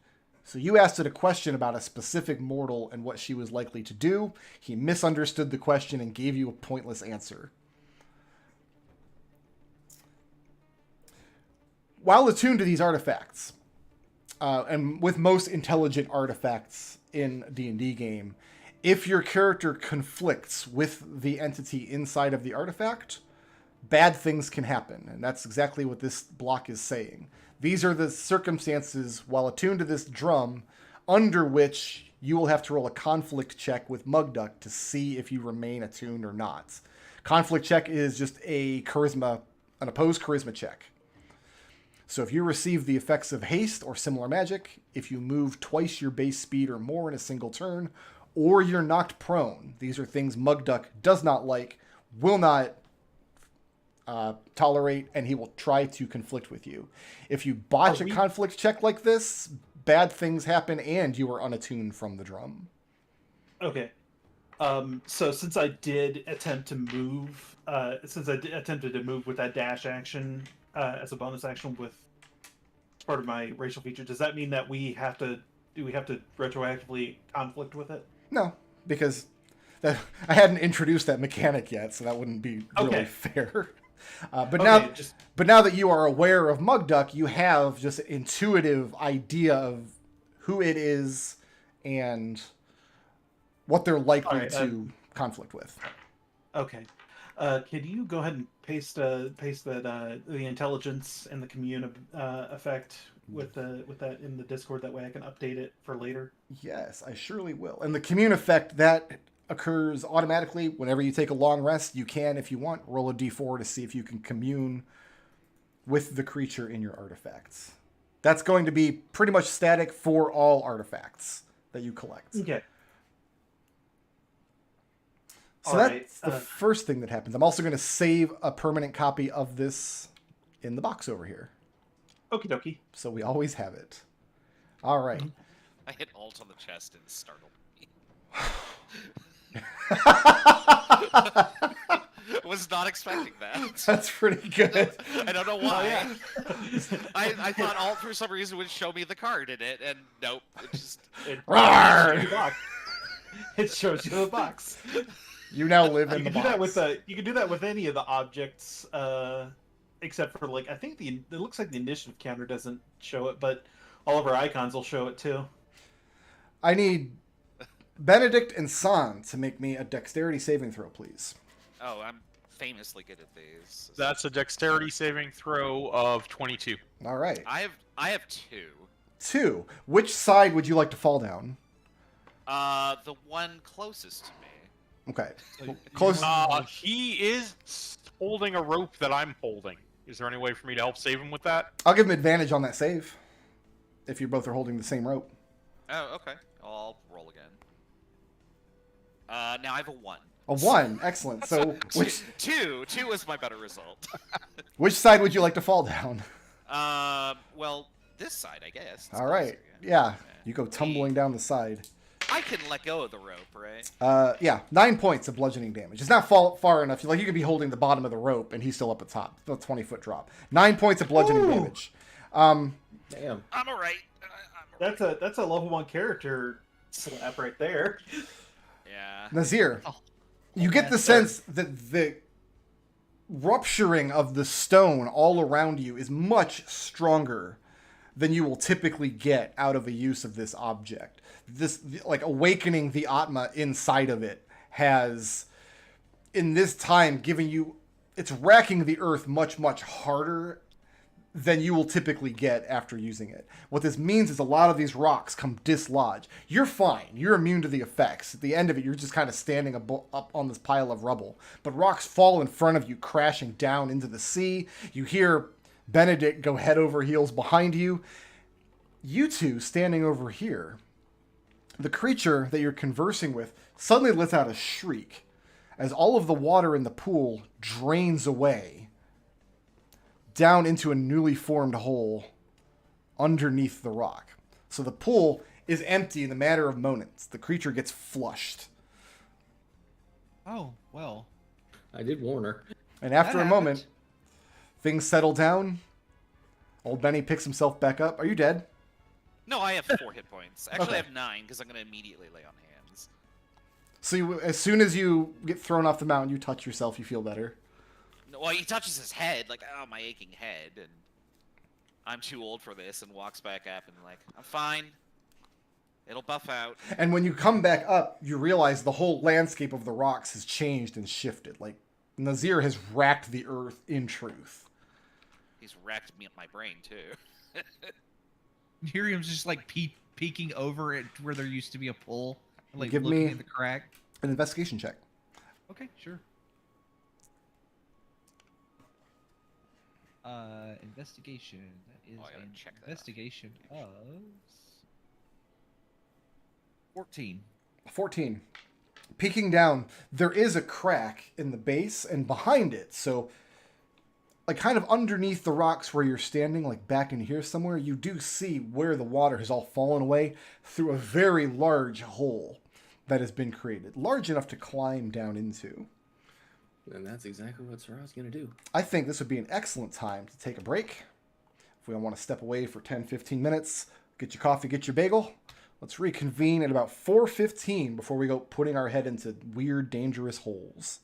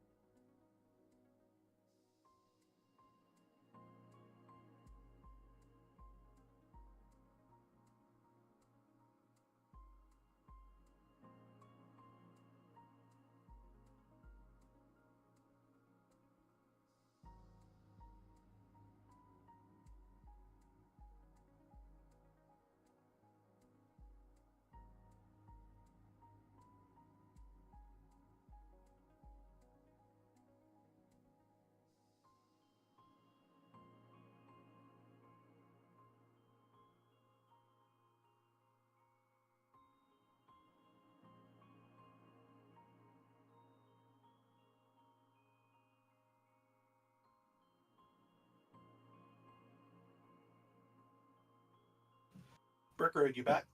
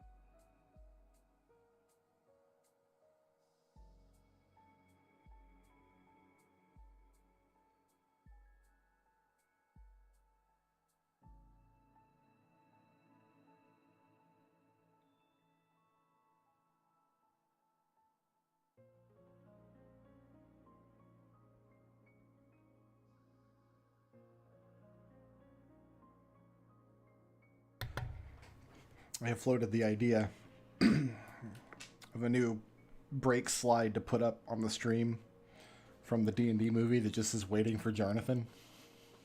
That's a good break slide. Yeah, I'm going to have It to is.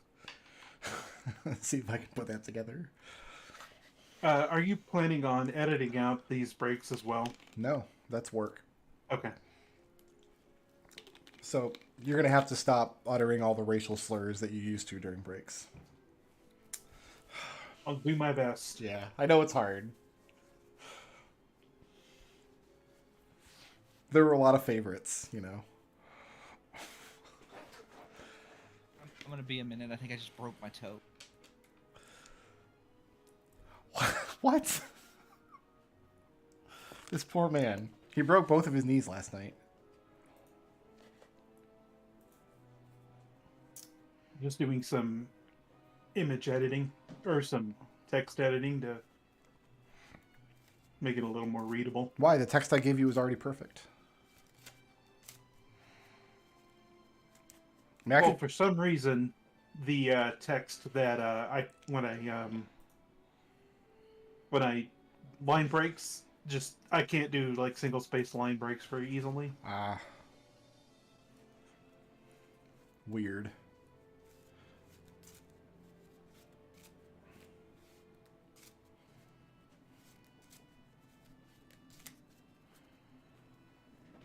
All the treasures are instruments. The windfish awakes and the island ceases to be. You're all taken by mist and transported to Ravenloft. Treble, are you going to the hospital? What? No, I just stubbed my toe. You said you broke your toe. Well, I stubbed it really hard, and I was Okay. making sure it wasn't broke. It doesn't appear to be. Is it bleeding? No. Okay, I, is it uh, on the toenail? I put a couple of band-aids on the cut I had last night, so I'm not bleeding anymore. My goodness. Sorry, I'm confused. Are you just trying to like amputate your legs? No. When you get half your ammo back, do you round up or down? Half your what? Ammo. Oh, I didn't miss any shots. I lost all those bolts. Okay. You always round down in 5th edition. Okay. There's like a highlighted rule in the front of the PHB in bold face. Always round down. I think you can recover even ammunition that you hit things I with. thought anything that hits is destroyed, and anything that misses you can recover half of. I want to say it's always round down minimum of 1. If you have at least 1, it's 1. Can't round down to 0.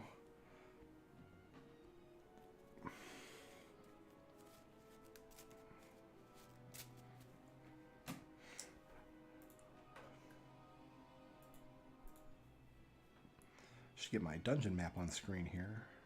That Oh no, half your expended ammunition. Yeah. Oh, must be thinking of older editions. Okay, so I got fired 3 bolts, so I get 1 back. the turtle really is mesmerizing. Why would I ever get rid of the turtle? It takes up a lot of screen space. I don't know. Yeah, It but does take it's up a lot of just screen space. up Can you in. shrink it? It's just up in the corner. Of course, I could shrink it. I don't want to though. Like it's just up there. Like leave it alone. It's fine. All right, you all should be able to view the Ogre High drum in D&D Beyond now, and it has all of the information. Do we have information about what ogre this was made from? What was his name? Likes, dislikes, dreams, aspirations. Did he like want to walk on the beach? Well, the drum itself is made out of ogre hide, but the creature that resides inside of it is not an ogre.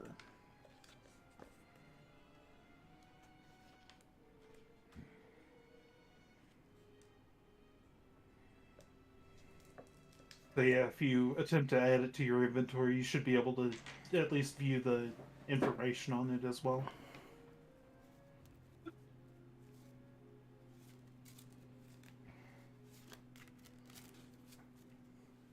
I think we should all break our toe in solidarity with Treble. On the count of 3, kick something hard. No, thank you.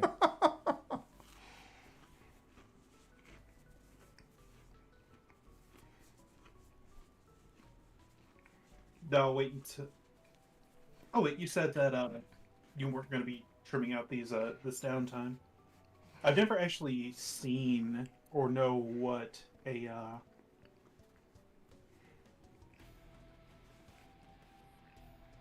Hey, hang on one second. Hang on, sir. A Galebdur. I've never heard of that before. They're rocks. That's it. They literally have in their stat block a feature that makes them, like, says you can't tell it's not a rock by looking at it. Hmm.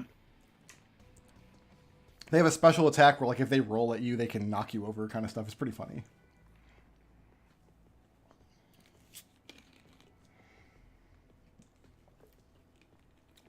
Yeah, the Galebdur are old school, man. They're in the 2nd edition Monstrous Manual.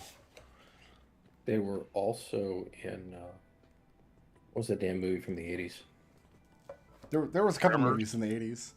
Wayne's With the, World? with the flying dragon. The kid with the flying dragon. Oh, Never ending story. Never Ending Story, yeah. Were there, like, talking rocks in that? Yeah, there was Yeah, a one of rock the dude. one of the creatures was a rock creature. God, I haven't seen that movie probably since the 80s, I'm being honest. It's been a minute.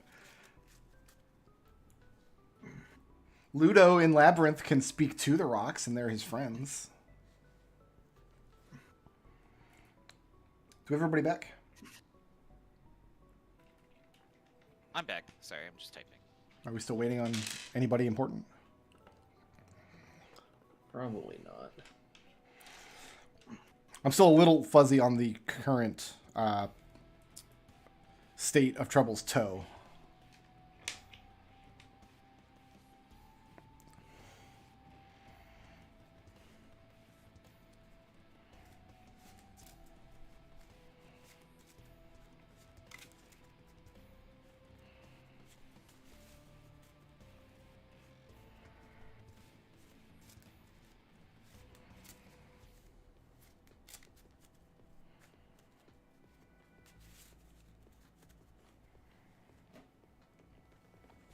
I also had a chance this week to read most of the new Bigby's Giants book. I really like it. They did some good stuff in that book.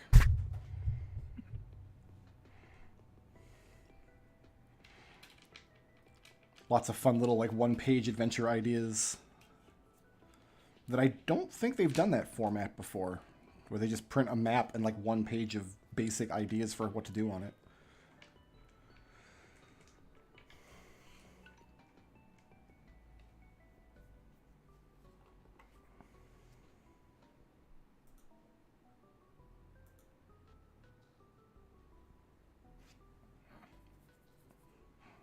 I see Chris has ordered a pizza and not offered to share. Thanks very much. If you want to come over, you can have some. It's It's only only like cold by the time you get here. it's only like a 3-hour drive. You Oh, so know, it'll I be think fine. in my Saturday game, some friends like to order food for each other, and apparently that's a thing you can do in DoorDash. Yeah, if you want to pay like $20 for delivery. Yeah, it's in like Yeah. our pizza place, The Choice. Like sometimes this says it's on their website now. Like sometimes their order goes out with their delivery guy, and sometimes it goes out with DoorDash, which like doubles the price. Oh, that's weird. Like I don't want you to send it with DoorDash if it's gonna double the price. Like your pizza's good. It's not $60 for 2 people. Good. Yeah, like when the cost of having it delivered is more than what I'm paying for the actual meal, there's a problem. And it's not like that with every restaurant with DoorDash. Some DoorDash places, they just get the, like, oh, it's $4 delivery, then you tip the guy. So it's... I don't know, aren't tips now like $10 minimum? I think we tip $7 or $8. Not I sure. tip 20% or $5, whatever's larger. I mean, tip at least $5, like, no matter what you're ordering. If you can't afford a $5 tip, maybe you shouldn't be ordering Yeah. DoorDash. I think I'm waiting on Treble. I'm here. Okay. Your foot's not falling off. I'm going to go ahead and take the blindfold off. All right. Now I get to load in a new map. So people at home will be able to hear the breaks and everything. I mean, there's nothing to listen to. Like, it's not... Yeah, it's true. It's just the worst banter in existence. So looking down Sometimes we have the stupid hole, banter. you would slither down through this hole, and beneath you, I mean, it's somewhat illuminated because sunlight is just pouring down, and you can see this small rock formation just right in the center here. Yeah, that's got water. Looks like it's about 20 or 30 feet below you. So it would require, I would say, an athletics or acrobatics check to safely drop down, unless you want to use the rope. I don't see why you would. I'm The gonna rope has acrobatics certainly my not way helped down. anyone Yeah, so I mean, far. I'm gonna... I'll just use the rope and go down. Okay, so you're tying off the rope at the top, and people are climbing down. Who's going down first? I was gonna acrobatics my way down without the rope. Yeah, go ahead and make an acrobatics check. I feel like one of the 2 plate-wearing people. Well, nobody's got plate at level 1, surely. Well, Shane. That's a acrobatics of 23. So, Sahn, you land at the highest point on this little rock jutting out, and you are in this small cave that's partially underwater. And rock walls all around you, some debris from that you just knocked loose. In 2 directions, you see an opening in the cave wall up on one side.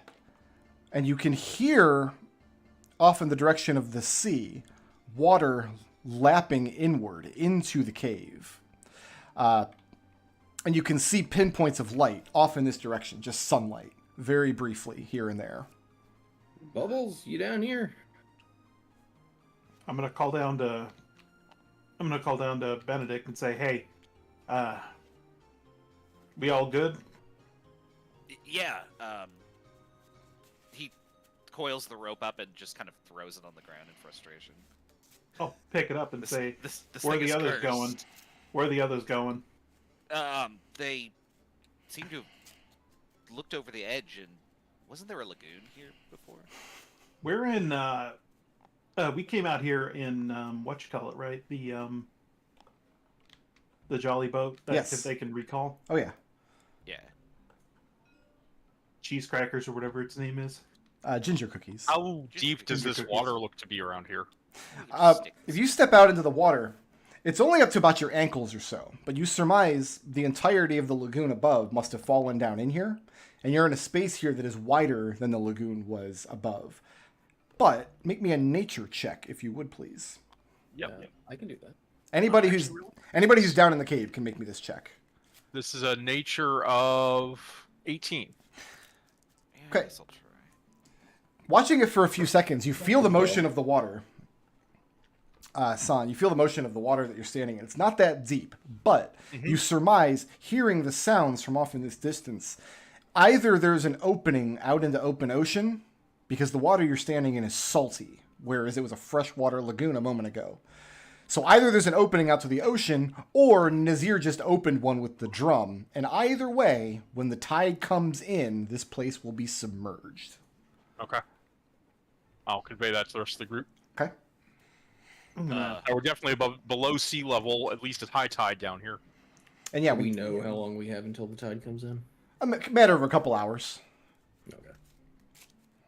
So, I guess so are there any pathways off to the side, or is it just where the water goes? Yes, Nazirr is standing on a dry pathway up here, and when you call out, you Well, don't no, get... I haven't actually crawled down in yet. Oh, okay. Then Nazirr is still standing up top for some reason. I should be Yeah. here. Yeah. Yeah, Like, well, I climb was- down the rope.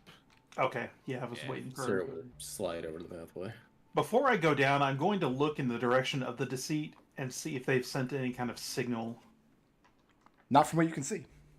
Okay, then I'll crawl down into it. Okay.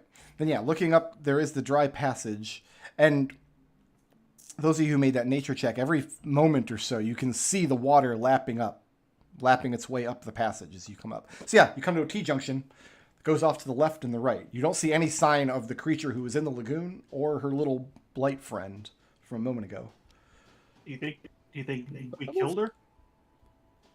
She's made of water. For all we know, she could be out in the ocean now. I mean, she But- was made of fresh water.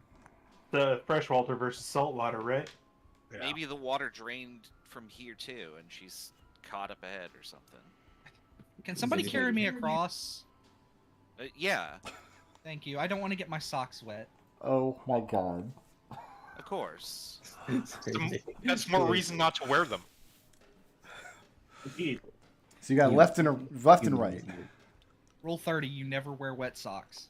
He's gonna look down each direction. Okay. Looking to your right. Well, first of all, what are we looking with? Because it's getting increasingly darker. vision. Do we all have dark vision? Yeah. I do. Okay. Mhm. Does anybody not have dark vision? Let's ask that. Okay, so you can see in darkness as though it were dim light. So dim light means you can't really see colors or details very well. Dim light's not enough to read by, usually, but it's usually enough to see your general surroundings. Looking to the right, you see a cave. The cavern opens up, and there are waterlogged goods in areas of this cave. Broken crates, barrels, lengths of plank and wood. Nothing leaps out at you as eminently usable, but it also doesn't look like it's been frequently submerged, which lends credence to the idea that Nazirr just ruined this island by creating this tidal hole, rather than it always being there. Looking off to your left, you see another little cave. And this is the best song on the playlist, I realize. I agree. This one, looking in, you see some of the same accoutrements as off to the right, but you also see some ruined bedrolls laid out along the stone, and then you see a ring in the center where a fire pit could be built. So, Nazir's going to strike a torch. Okay? Sarah's gonna slither this way. just to clarify, this is all recently ruined. It looks like the stuff that's been sitting here, I mean, nobody's gone to actually check it out yet, but it looks like it's been sitting here for a long time. What I'm saying is it looks like it hasn't been submerged for a long time. The tide has not been rolling in twice a day for years on this stuff. Benny's gonna look at Nazirr and hold up like whatever is waterlogged in this crate and say, "Nice work." So reaching down into the crate, you're like, I'm going to jape my good friend, my bosom pal, Nazirr. And the thing that you pull out is a human skull. Ugh. And he immediately drops that. And it clatters to the ground.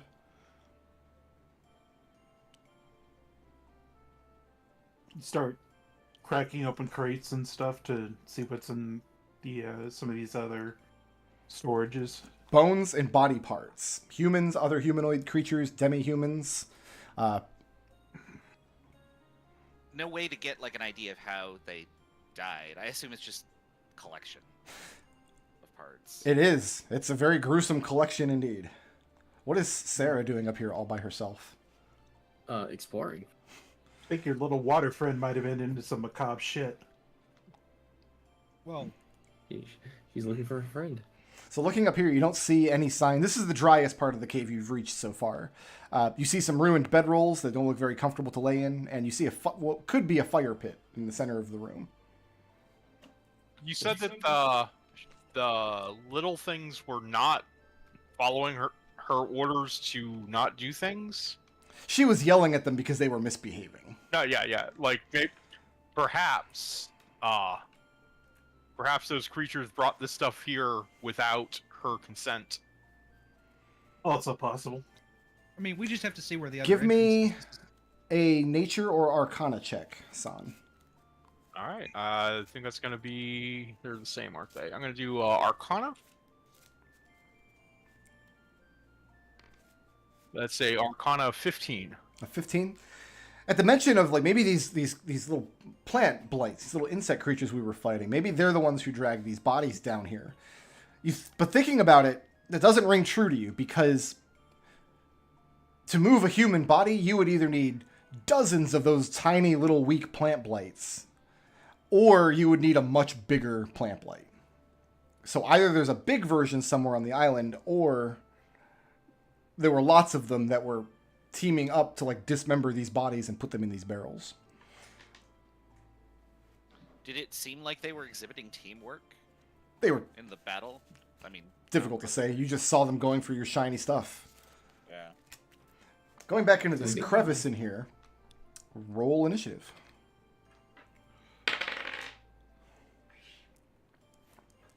Now I have to stop the best music on the playlist. I mean, you can keep it playing. I wouldn't have to start. Yeah, the battle music in that area just keeps playing when you get into a battle. Or the area music there just keeps playing when you get into a battle. Well, I'm improving. Oh no. I see. Chris is jumping into every bullshit that is Chris is doing his Chris thing again. Yeah. That's fine. Getting over the hornet's nest while we're all talking about things. It We're gonna happens. find out if it was Victor or him this game. Who's at the top of my order? Oh, I'm at 7. It's on this top. No, my new initiative is 7. I don't know how I ended up there. Oh, Oh, am I we supposed to put loaded the myself map. there? Yeah. Okay. Your black token's at the top. Everybody is surprised as the creature Sweet. that you did not see before poking in this alcove. All right. Can I kill this yuan-ti in the second encounter of the game?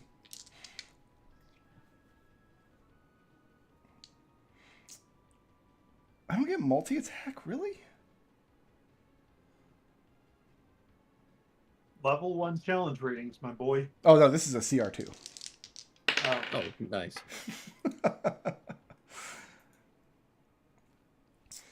All right. I have a 17 to hit. That does not hit. Does not hit. What's your AC? 19. 19. What are you wearing?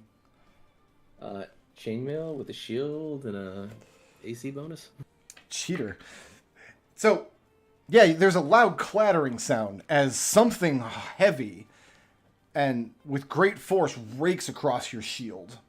And you realize, pushed back into the muddy crevice back here, is a dead body. A humanoid-ish body that is more together than the ones you saw previously. This one actually has flesh, but its claws are oversized, like bestial, extremely sharp. And now that the thing is attacked from the wall and has come out for you, you can see that lolling from its mouth is this long, terrible whip-like tongue. Ew. All right, so coming down the list here, everybody is surprised, which means it's my creature again. That's how surprise works. I love it. Unless one of you has a feat or something that says you cannot be surprised. Is that the case? Nope. Not a level 1. All right. Let's see if I can eat the snake woman. If I miss this time, I'm just going to say you guys are still surprised. I'm just going to keep doing that until I've got a 15 to hit. No. Yeah, so the thing comes out of the wall, and now it's on its own legs. It's got this shredded loincloth hanging from its abdomen, clawing at you hungrily with both of its arms as it comes out. But it can't move any further than this because you've got the alcove blocked, and now it is your turn, I believe. Yes.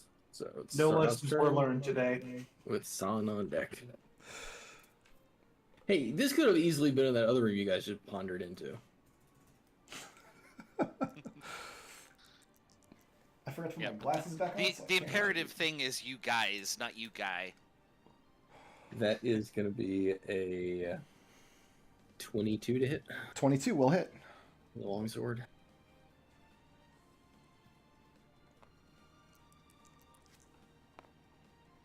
For 9 points of slashing damage. Okay. Yeah, you get your sword up, slash at the thing. I need you to make a Constitution saving throw, please. Fun. Hey. 23. Okay. As you're getting ready to slash this thing with your sword, you realize the smell rolling off of it overpoweringly bad. It smells like the stench of a rotting charnel pit. But you manage to steel your stomach, and nothing terrible happens. Moving or staying put? Nazirr, burn it! I'm just assuming druids have fire magic. Yeah, maybe. Who knows? Who's next? Yeah, he's gonna stay put and keep it blocked in. Okay, I'm going to give the thing partial cover as long as you're blocking the only route in and out of the alcove. Well, if I move back, he's gonna get an opportunity attack. Yes, but- he will. I mean, you can stay there if you like, and you can move away and risk the opportunity attack. It's up to you. You're playing a fighter. You're not I playing. know, it's the I want to give you guys the ability to hit it but still keep it blocked in. So if I'm here, if I take a step back and it moves forward, will it still have partial cover? No, that'd be fine. Because then you've got easy line of sight from a lot of different sight lines and from anywhere in the room. Yeah, let's see if I can hit you, though.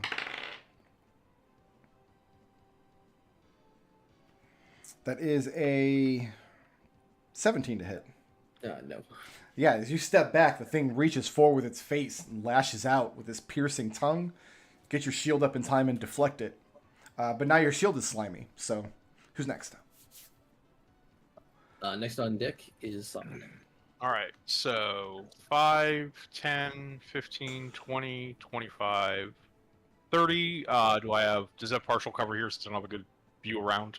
No, because she came out of the alcove, so you can Okay. get a nice clean shot right past your companion. So that hits an armor class of 17. 17 will hit. Dealing 6 piercing damage. Okay. And who's next? Next on deck is going to be Nazirr, followed by old Benny. Nazirr, fix it. Use your fire magic that druids have. So about fire magic, no. Can I get a thunder wave into that alcove? Not without hitting the square that Ssah'ra's standing in. Which damage is Thunder Wave? 2d8. 2d8 and it's half on a save? Yep. If Benny can heal me, you can do it. Benny cannot. He laid Benny hands fell on off a himself. cliff. Yeah. If you Nazirr's break me, gonna you step fix here? me. Yeah, let's go for a thorn whip then. Okay. It is still a melee attack, which is weird. Yeah, it's just got like crazy range. There's some attacks like Yeah. that. They're a little strange. Yeah. 14 to hit. 14 will hit. D6, and then get pulled in close with our melee fighter. 1 point of piercing damage. Okay. And yeah, you're pulling it out of the alcove. Yeah, I can't pull it through her square, so that's as far as I can pull it. Moving or staying put? I'm good here. Who's next? Next on deck is old Benny. 10, 15, 20, 25. Oh, my 30 or 5 or 30. 30. I'll dash. I'll just get right up in there. Okay. That's it. Alright, Nerium, come play us a song. I like a man who's not afraid to dash. Oh I my don't have to god, worry you about two that. get a room. No, Get a room. it's his artifact. Anyway, again, she's still sticking with the ew because this is gross, Right. and I need a wisdom saving throw from the undead monstrosity that you have unleashed upon our poor, unsuspecting level 1 party. I had a 16 on the save. That'll do it. So you try to mock it, but it's like, dude, I already know that I'm ugly and I stink. What else you got? This You is, have to. it's have to more be like creative than that. it's more like, no, I don't. Who's next? That's the end of my turn. Your creature. Creature. Beautiful. Wait, we just discussed this. It's not beautiful. Benedicto. That's me. I have a 20 to hit. 20 will do. Go ahead and roll that again as I psionically manifest Siphon Salience. Is that silvery barbs? Yes. And I'm gonna give myself. Actually, I'm gonna give. I'm gonna Now- give. Do all of your abilities just have crazy names, or do you make this up as you go? Yes. Yes. Yes. Okay. Like, why are? It's confusing to me. It's neat. So Sahn uses I his use reaction with alien. silvery barbs, and you're giving advantage to somebody? Yeah. Let me see here. Who's next on initiative? I think yeah, let's give it to- Sarah. Sir. So that turned the attack roll into a 1. So, I mean, the thing is clawing out and sees that Benedict is coming up from the other side. It's now, the thing is, the thing looks like it's hungry, right? It's like, it's not seeing him as a threat. It's seeing him as like, there's got to be a lot of meat. That's a lot of armor. There's no way there's just like a scrawny elf under there. Who's next? Ssah'ra. All right. I think you should go for the snake. I mean, I heard snake tastes like chicken. Do yuan-ti taste like chicken? No, they taste like turkey. Does it 24 hit? 24 hits. No, I've heard that about snake. What does snake taste like? Chicken. Chicken? 7 Really? points of slashing damage. It is bloodied as you bring your longsword down upon it again. I've got a recipe in my Game of Thrones cookbook for Dornish rattlesnake, but we've never tried it. I mean, snake meat is white meat, so. It's too expensive to buy, and our friends that go hunting up in North Florida just keep forgetting to bring it for us. Yeah, Sarah staying put there or moving? Yeah, it's gonna stay put, and then it's gonna be Sahn's turn. Can you be the guy right now? Let's see here. So I'm gonna fire my crossbow. Hits an armor class of 24, 24 hits. dealing Ooh. 13 piercing damage. And that's enough. You put this crossbow, and it pins the thing's tongue to its neck. It goes lolling backwards, drops to the ground, twitches a few moments, then moves no more. Yes, I contributed to that combat. Yuck. Go team nothing. It's appreciated. Sahn is gonna drag this thing out of the way and see if anything else is back in the alcove. Coming back to the alcove, you find a few more of these, what look like empty sockets where other bodies have been pushed back into the muck of the walls of this cave. But they seem empty. This one looks like it had broken loose, and no sign of what happened to the two other ones that would have been here at one point. Watch out, there may be more of those things down here. Nazirr shines a light down this way. Okay.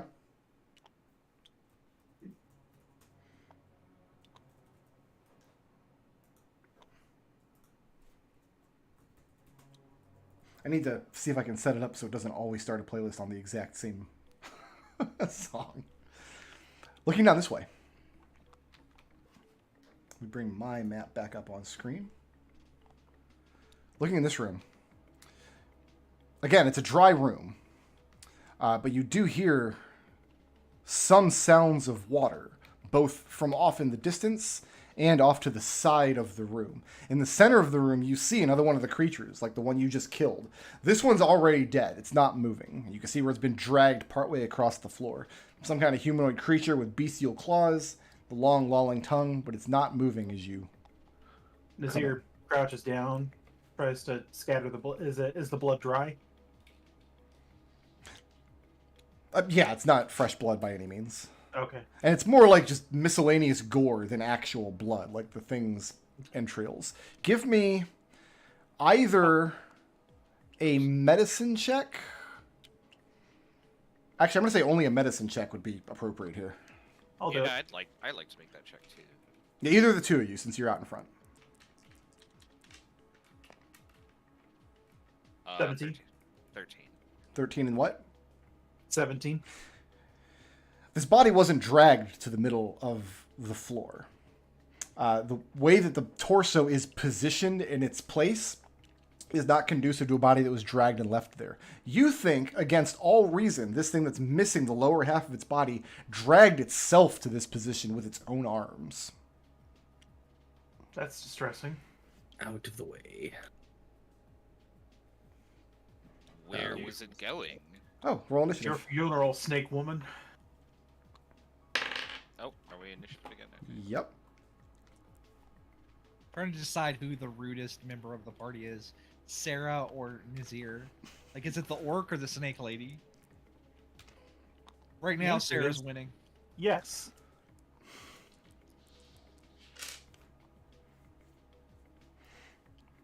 Terrible initiative rolls. All right. Oh, initiative, yeah. Who's at the top of my order this time? Sahn. This time, nobody is surprised as Nazirr and Benedict stepped up to examine the body. There's no surprise as the thing like looks up with its lolling tongue and its greedy, hungry eyes. So 30 feet of movement will get me to there. Sure. Then we're gonna take a shot. That'll hit an armor class of only 11. 11 will not hit. All Is right, it- first time I've missed. Is it the Vinny? one on the ground? Yep. This half of a creature on the ground is. It's still got reach. It's still got a tongue. It just can't walk. Is it currently prone? Technically, yes. So do I have advantage? If you're hitting with a melee attack. Oh, that's the plan. Oh, I would have had disadvantage there too. Oh, well, crit. My bad. And not a crit. So, I natural 20. Okay. And Benedict draws his blade and says, yeah, we've already dealt with this. And does 9 slashing damage. I purposely put a lot of experience in this dungeon because I know people don't like playing level 1 characters. So yeah, what are you attacking with? Longsword. A longsword, so not an axe. No. So your icon is a total lie. Just absolute Well- fabrication. Yes, everything about it is wrong. It's I his inner admit it. beauty. It's my aspiration. So yeah, you bring your longsword down on the creature, and I mean it's still got some meat to it. It's not going to go down in one stroke, but it's also not going to move from this spot, at least not very quickly. And are you moving or Well, I mean, staying put? I'm gonna stay there. Okay. Who's next? I mean, you could have an axe. Next with on that deck light. is Nerium. They do the same exact damage. Yeah. It's not as piratey though. I think There axes is. are super piratey because you Are like they? cut Oh, yeah, rigging with them and absolutely. stuff. I figured a scimitar or a cutlass would be the way to go. Nerium, you're up. Okay. I need him to make me a wisdom saving throw, please, as I mutter something about the hygiene of his state of being. I got a 14, That is the DC. so we're good? Yep. Excellent. Moving or staying put? I am staying back here. I am Very good, contributing to this combat. All right, who's next? Nazirr. Nazir's going to drop his torch, take a spear, and drive it into this thing. Cool.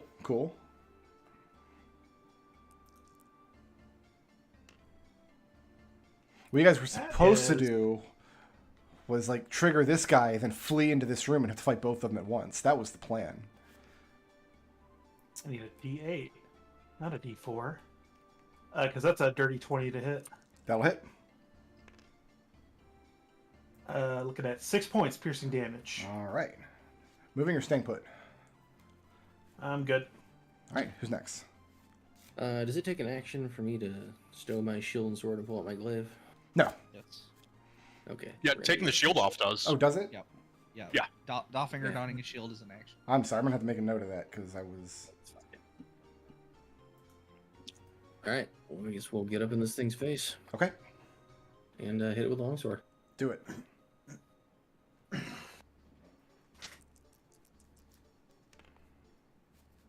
Does a 25 hit? 25 does hit. It's going to be 9 points of slashing damage. And it is bloodied. I Alright, was. you're back. I expected to be the worst at combat, and I am. Living up to that. Who's next? Your black token. All right. Nazirr. Are you sure? Pretty sure. Because you just went and then it cycled around, right? I didn't go. I skipped the black token because I. Oh. You skipped my black token. What? Yeah, but then I caught it. So. How dare you? Well, now Sarah's up there, and you can hit her too. So you have more Nazirr. targets. Not so easy, is it? I have a 10 to It's a hit. black token in black text. Nazirr does not get hit by a 10. So yeah, the thing lolls up with its tongue, but does not connect with Nazirr. Who's next? Something is next. Yeah, if the thing is prone, you've got disadvantage to fire at it. This thing's prone. Well, I'm gonna pull out a pair of short swords and move to there and make 2 attacks with advantage with my small arms. Okay. So that's an action plus your bonus action offhand? Is that the idea? Yep. Okay. Well, let's see if it even. First short sword hits a armor class of 19, That'll hit. and that'll deal 8 piercing damage. Very good. Second short sword hits an armor class of 27, That also hits. dealing 7 piercing damage. I don't think you add your dexterity. Oh, you're right. Yeah, Yeah. just 3 piercing damage. My bad. 3 was enough. I put the Oh, sweet. short Okay. swords down through it, pierce the thing through its neck, and it stops grasping at you. Nerium is giving you all the little golf clap. I'm so glad that I'm with you guys. Makes little old me feel real safe. Now, the cave you're moving through now is sloping downward slightly, and you can see where water is seeping in from 2 directions as you move through here. Nazirr scoops up the torch, steps over the body, continues onward. Okay. I mean, Benedict would realize probably this is where they entered, but Benedict, is this like blocked off by rocks? coming Or is over there, here, like, you see where, yes, at some point, someone has stacked rocks up in this crevice to prevent water from flowing through it. Makes this is sense, I purposely guess. stacked, then, not naturally just like falling. Correct. But that said, it's not a very good seal, and water is seeping through, so you will not be safe from the tide on the other side of this small barricade. Benny's gonna look at Nazirr and say, "Somebody did this." If there were Yes, any our dwarves in the party, they would be able to tell you whether or not the grade of the cave is enough to have a safe air bubble up in this room. But y'all didn't bring a dwarf. Nobody wants to play a dwarf. They smell bad. You brought a snake woman and a bug man and an elf. Snakes don't smell. First of all, And an snakes don't elf, smell, excuse me. and bugs are very clean. Yeah. I mean, the solution to your wet socks is not to wear them. Socks. Nazirr, coming in here, like I said, you're going downward until the point where you are coming up on water, but this is not seawater. It's fetid water that's been sitting untouched for some ungodly amount of time. And looking in, you've got this large submerged room. Casting your torch out over the water, some 10, 15 feet away from you, you can see the center is bubbling and gurgling. Nazirr, I'm going to psionically manifest transduction and telekinetically levitate the torch out to the center of the room. Is transduction just mage hand? Yeah. Okay. Sarah's gonna call out an Aquan to see if her little bubbly friend is around. Give me a perception check, Sarah. So you cast the torch out holding mage hand, and yeah, you get a really good look at the room. There's a dark spot in the center of the room where the water is notably different from the fetid water surrounding it. You can't get a sense for how deep the pool is, but this is the source of the bubbling. That's a 9. A 9. Because nobody has guidance. I have guidance. What's next? I can do presentience all day. Nazirr disturbs the surface of the water as he takes a few tentative steps in, trying to gauge how deep it is. Okay. Roll initiative. One last time.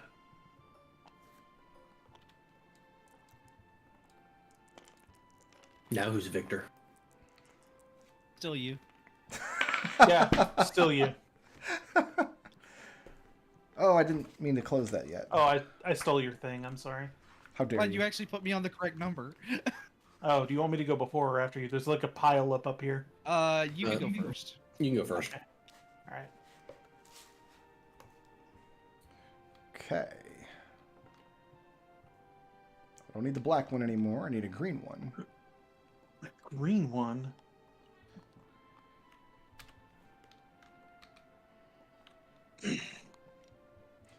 So green is going on 15.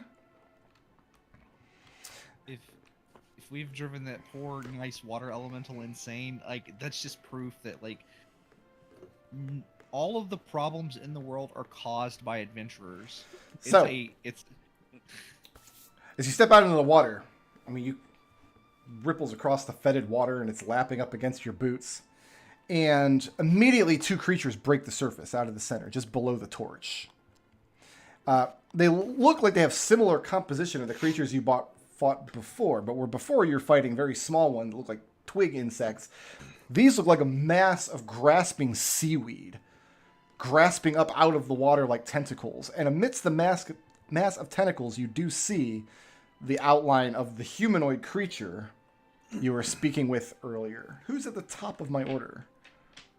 Nazirr. It's Nazirr. All right. Do the thing. The thing being Thorn Whip. The thing is Thornwhip, yes. But they were so nice to us before. These creatures are much larger than the twigs you fought. That's a 12 to hit. A 12 will hit. Cool.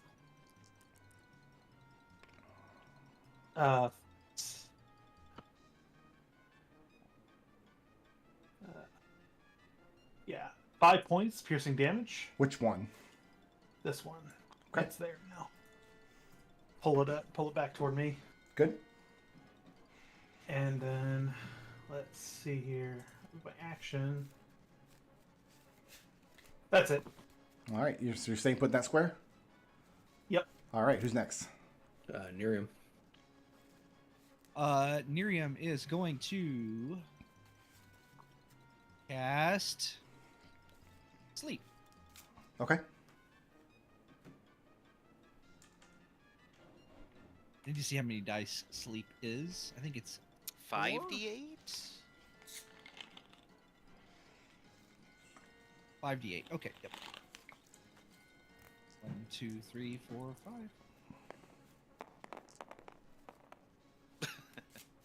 This is the post Wee. Baldur's Gate campaign where like sleep is great. Oh, no. Oh no. Oh, Treble did that thing that he always does. Well, I was trying to just grab the dice and bring them over. That is a total of 19 hit points. I guess just start with the twig blights and then go for the elementals. Okay. The thing does not fall I asleep. think it's based on lowest to greatest HP, isn't it? Oh, Is it? based on lowest? Yeah, I guess. I thought it just 8 HP until it couldn't get the next creature. Starting at the lowest, but it's been a while. Nothing falls asleep. Neither the blights nor the humanoid that they have tangled up in their massive seaweed vines. Well, that just never happened before. Alright, I'm contributing to this combat, and that's the end of my turn. Ssah'ra Are you with actually the big shouting guy that? that Because I really hope so. Who's next? Yeah. So, I'm is there helping, any I'm space helping. that I can stand up there since everyone's like jam packed? Yeah, you can squeeze past Nazirr and stand in either of the squares to the side of the blight here. You're just slithering out into the water, that's all. It's just not particularly deep at that point. Yeah, so we'll slither up by the green guy Mhm. and give it a strike. Do it. Actually, before we give it a strike, does the water elemental seem to recognize us? It's just a humanoid shape. I'll let you use your action to make an active perception check to see if you can glean anything from looking at it. But just glancing, you can't tell. So there's no way to know if it's the same one or not? Okay. No, it's just a vaguely humanoid shape that looks like it's made up of water. That's all you know. And that's all you knew before, too, really. Alright, well, I guess we'll strike at the twig guy and call out, and then we'll call out to the water elemental. Bubbles, is that you? Okay. There's no response. Because, I mean, obviously it's eating people. That's a big fat 10. A 10 will not hit. Okay, then in that case, it's the green guy's time. All right. I forgot to give bardic dice. Yeah, let's start with Nazirr. Nazirr, I've got a 22 to hit. Let me check my AC.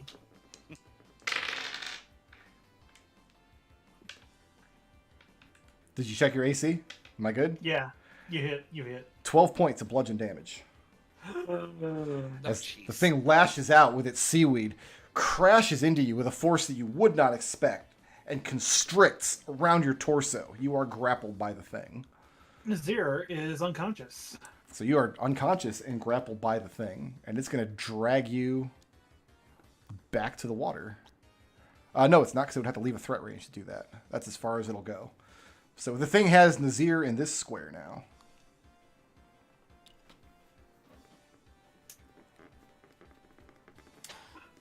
The other one, let's see if I can do the same thing to Ssah'ra. I have a 11 to hit. No, that does not hit. As the thing lashes out with its constricting vines and does not get a hold on you. Usually, when grappling creatures are like this, it tells me how many characters they can grapple at a time. There seems to be no limit for this particular creature, because it's just made out of vines, so it can grapple. So technically, it has the elemental grappled, and can grapple any number of you as well. Oh, it has the elemental grappled. Okay. Yeah, it's tangled up inside of the vines of the thing. There's just nothing limiting it from having it entangled and also entangling one of you. That's both the creatures. Who's next? Next would be Sahn. Up to here. Take a shot at the one that's grappling Nazirr. Okay. That'll hit an armor class of yes. Okay. Nice. The crit. A crit, huh? Disgusting. Oh. It's coming back. Oh, no, it isn't. I'm gonna. It might be stuck to the wall. That's weird. Minions next. I'll be back in a second. So that's 11 piercing damage. And the thing is bloodied. Don't think I've got anything else. Nope. I'm gonna sheath one of my small swords. What is the wall here like? Slick and murky down at the level where you can reach it, and then dry above that. Like the water level in this room does not Would I be able raise. to climb it as part of my movement with an athletics check? If I have a free hand? Yeah, I'm okay with that. If you want to climb up to the side of the wall. It's an athletics of 11. Well, what's your passive athletics? You've already used an action. this Oh, turn. my passive athletics is 11. 11? Yeah. Yeah, I'll say you can cling to the dry part of the wall up here with one of your Okay, so insect I'll keys. climb. Then yeah, Sahn will climb up here using one of his small arms to steady himself as he reloads his crossbow with his large arms. All right, who's next? After Sahn is going to be Old Benny, followed by Nazirr. The water is not difficult terrain yet, right? Not at the spot where you guys are walking through right now. No, Okay. it's not deep enough. I'm gonna try and grab Nazirr and pull him to safety. It's going to be a DC 12 strength athletics check. Okay.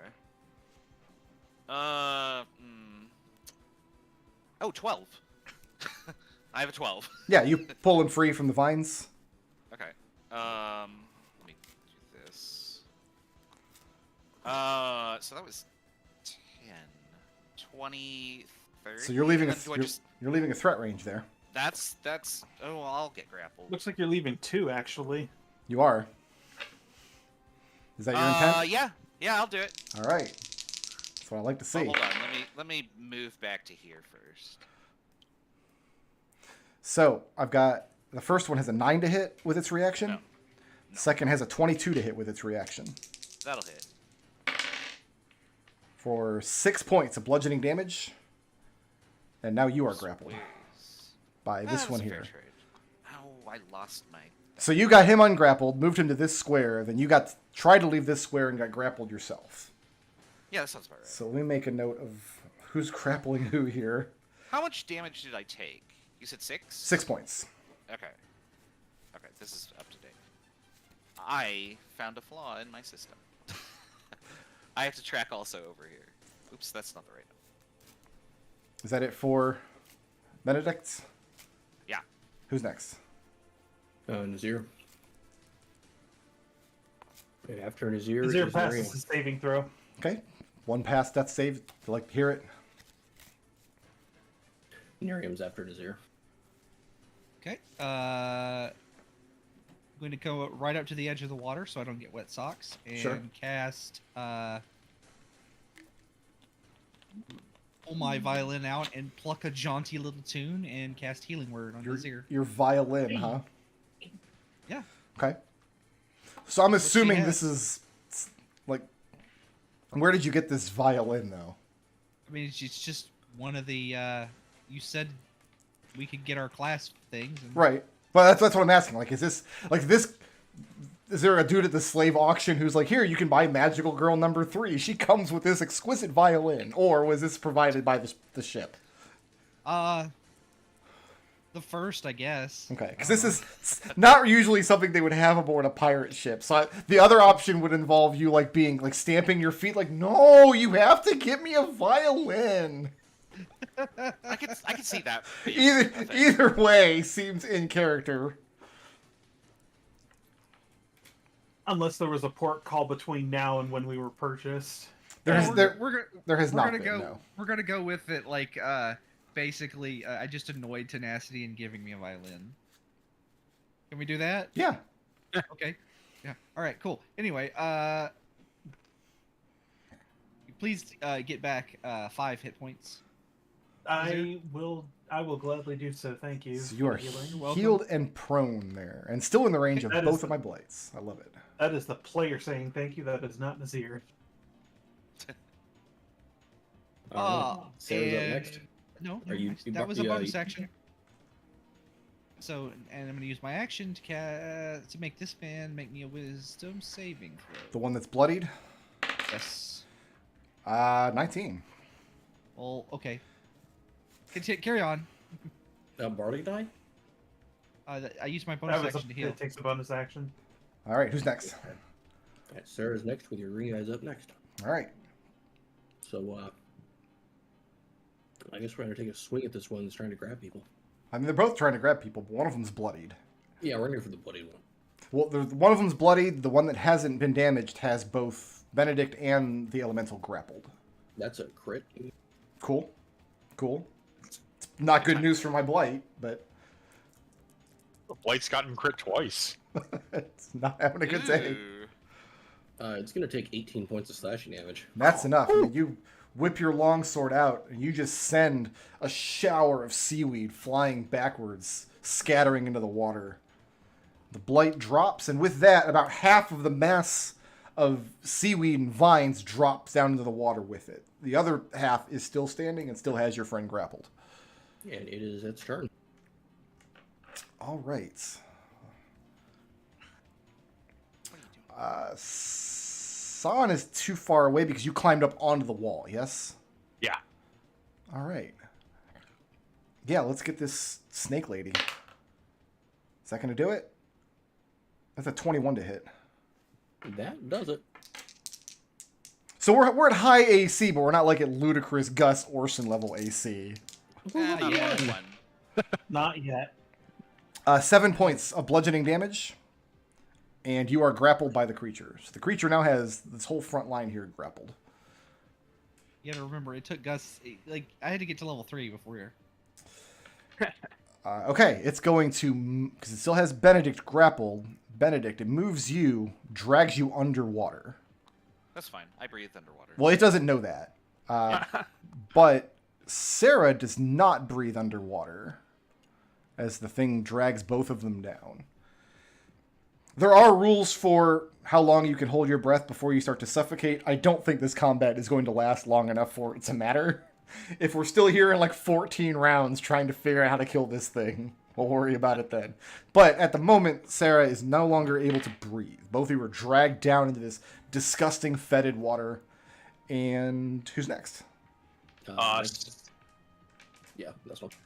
Sahn will level his crossbow into the water, down at the water level, and take a shot. Okay, Hits an armor class of 26, that'll hit.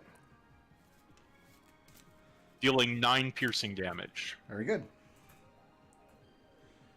And That's the end of. I can. Is there any further I can climb up on the wall, or am I at the ceiling now? I'm envisioning you like with your back tucked up against the ceiling Yeah. and like your little insect's legs Yep. precariously balanced on a couple of Yeah, I'll loose sheath stones. my other sword so I can use both my small arms to cling to the wall, and then use my large arms to start reloading. Okay.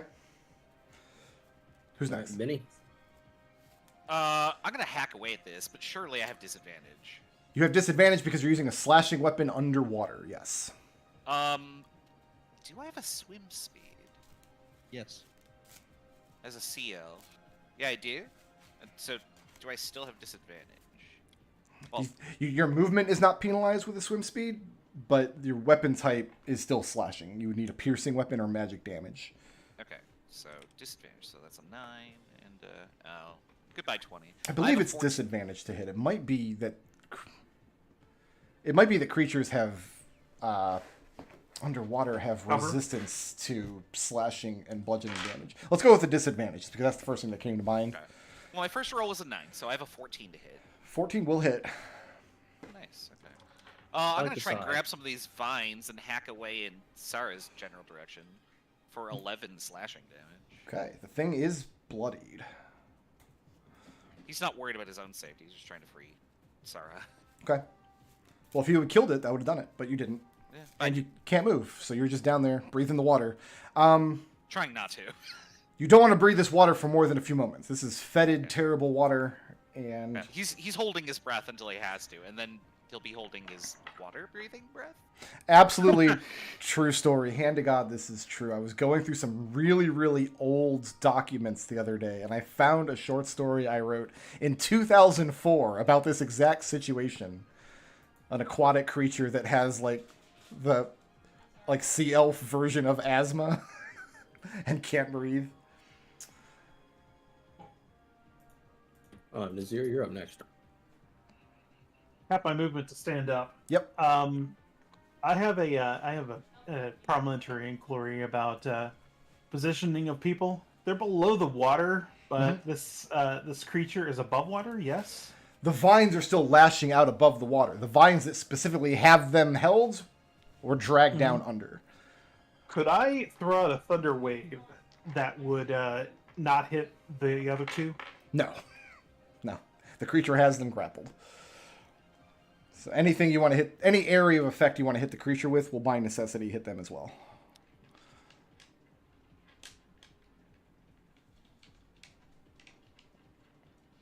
So what do?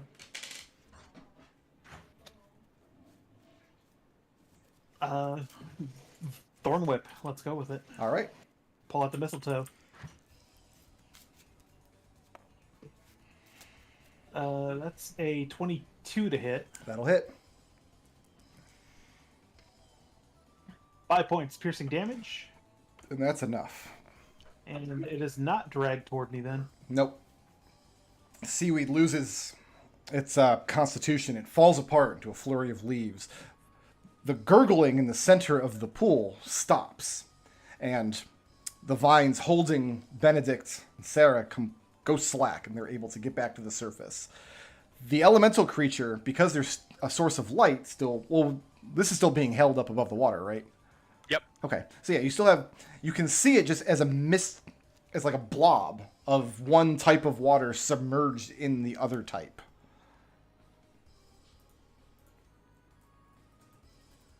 Do we need I like a suppose- jar? Sarah will swim over to it. Like I'm gonna slide down the wall, duck into the water, and with a psionic gurgling, touch Sarah's shoulders, and that's a presentience. Okay. I guess Sarah's gonna try and talk to it and see if she can say, is it alive? Is it? And the elemental is partially submerged. It's like a blob of water just under the water line of this fetid. But don't get any reaction when you try to speak to it. I guess is there a way to like push it to like, move it out of the nasty water? Make me a concentration check. Do you understand what I mean by that? I'm assuming DC 10 con check. Yes. Just as though you were trying to maintain concentration on a spell. But DC is 10. Well, it's a 23. Right. So you reach out, then you can get this thing's attention. Your hand goes directly through it, just as though it's water. You feel the fetid ick of the water that you're standing in, which is up to your, like, almost up to your neck at this point. You're out in the deepest part of the pool.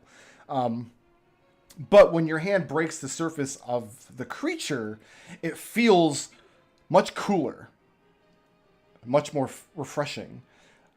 You try a second time, and you realize that if you concentrate, by which I mean your concentration is now occupied, you can grasp this creature's limbs and move her. I'm gonna try and move her out of the fetid water. Okay. Can Benny help I with can- this? I can purge the. Anybody that can pass a concentration check can carry the creature. If you can't pass the concentration check, she just splashes right through your hands, and you're not able to move her anywhere. Can I I can also get guidance? Oh, Yeah, if you sorry. want. I can purge the. I can purge the fetidness of the water. Not And while at least she's one- submerged in At this least pool. one in a. At least in a particular spot. Get some clean water at the very least. It wouldn't have any effect while she's in the fetid pool. You'd have to get her somewhere dry first. But yes, you would be able to. Yeah. Anybody got a bucket? How are you doing I that? can't- Are you using like purify water or what?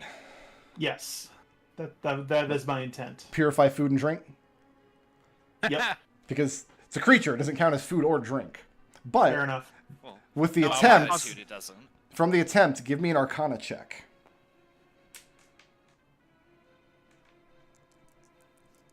Yeah, we'll burn the spell slot in a moment. We need to get her back in the main area. 16. 16? Yep. You realize that you have this terrible fetid water that you were fighting the plants in, but there was also no small quantity of seawater that she fell into in this first cave before she was moved from that spot. And while you can't use your magic to purify a creature, it has to be used to purify either food or drink. You weren't going to drink this creature, were you? No, No, of course not. Put a straw in it, see how much damage you can deal in one round just by sucking its guts Perish the out. thought. Is that piercing damage? Sounds like something you do to a plasmoid. This creature is going to die unless you get it into a source of fresh water. So I've Yeah, actually got a get a pretty bucket. decent concentration check, so I'll go ahead and put a percentage on myself. And then I've got a concentration of 20. Go Yeah. get a barrel from the other room. As long Yeah. as one of you is willing to use your concentration, you can carry. I mean, she's no bigger than a human child. Oh, okay. It only takes one person. Yeah, it only takes. Then, yeah. Okay, I'm going to. Okay, I'm going to run over to to this barrel right here. Okay, I'm going to kick off the lid, there are bones Let- inside. empty it out, dump all the bones and crap out, Okay, and then I'm going to cast Create Water all right. inside the bucket to create about 10 gallons of water, clean water, Okay. inside the bucket. Inside the barrel. If you spend a minute examining some of the barrels down here, none of them are in great shape, so you found the one that has the greatest integrity. Cast water in, and it'll hold the water. Does anybody have anything to tend to this barrel to ensure the water doesn't all just leak out of it? Oh, now I wish I had done the carpentry apprentice. Yeah, like carpenter's tools, a mending spell would do it. Otherwise, you're going to have to try to make a hack job of it, or just try to get out of here before the water is all leaked out. I mean, I'm proficient with carpenter's tools, but I don't have any on me. Don't have any I on. stay back at the ship. Okay. We're just gonna move fast. All right, what's the plan to get this 10 gallons of water plus the size of a human child? That's a very heavy object. How are you getting it up and out of here? I have an I'll- 18 strength. Yeah, 16 strength. We could carry it together. What's Okay. what's the gap between here and the ceiling or the hole or whatever? You climb down about 20, 25 feet or so, and the rope is still there. Let's use the rope and help hoist her up. Yeah, Okay. Yeah. I'll scurry up and secure the rope on something. Probably, I guess Sarah will climb up the rope first, since she's in the barrel, and then we could tie the rope to the barrel and then pull her up. I will delete this fog of war that we don't need anymore. Yeah, you guys come up out of the hole into fresh sunlight with this barrel of child. Is there still water here, or did it all drain? No, it all drained away. You guys created a giant There's hole under the No island. fresh water anywhere on the island? There's no longer a source of fresh water on the island. You need to get her back to the ship. Ship up. Yeah. So let's go to the boat and put her in the boat. And if the water breaks, at least it's in the boat. So you, Nerium is like, everybody's like running back to the boat. Nerium is waiting for somebody to carry her across the water, and she's last. And she's like, and she sighs and takes her socks off and climbs the rope. wow. Oh, good. You learned the lesson. And from this position, you guys hail down the deceit, load yourself up into the jolly boat. We dump all the remaining water into the bottom of the boat so that she's got. Well, let's Not keep it in the leaking. barrel for now. Yeah, let's keep it to the barrel Yeah. first. Just put the barrel in. It's gonna get recalled with us, hopefully. And the jolly boat gets recalled back to the deceit. And for a moment, the feeling is celebratory. Like people, the crew saw like half the island crumble down into the ocean when you activated the drum, and then all 5 of you apparently got. So the first moment is very celebratory. Like, yeah, great job, pat on the back. Then they see that you have this leaky barrel in the center of the jolly boat. What's next? Water. Get who's the forge chick? The who? Midge. Oh, okay. That's Midge, Midge. yeah. Right, we'll try and get Midge to fix the barrel. I wouldn't call her the forge chick to her face. Well, of course not. I used the name. So you call Midge over, and she looks into the barrel. What the hell did you find out there? We found a water child. We couldn't just leave it. So she calls over Double Or Owl, them. the deep gnome, shoulders his way through. He has Ronald put a little footstool down so he can climb up on top of it. Gets out his little magnifying bifocals that he wears, peers in, sticks his finger into the child, waves it around, pulls it out, That seems rude. sucks on it for a minute. Don't break the child. Tenacity is standing by the edge of the boat, arms crossed, resting bitch face. Tapping her foot impatiently. Like any minute, she's going to give the order to heave this barrel over the side of the boat. This isn't what you guys came for. I will let the 5 of you, if you choose, to make the case to why this barrel should not just be pitched. Okay. To Tenacity. Does anybody want to make that case? I can do it. I will. Yes. I'll let all 5 of you make up to 1 attempt. You're looking for 3 successes before 3 failures. Okay. I can put percentages on people, so my charisma is terrible, but go ahead and put a D4 on your.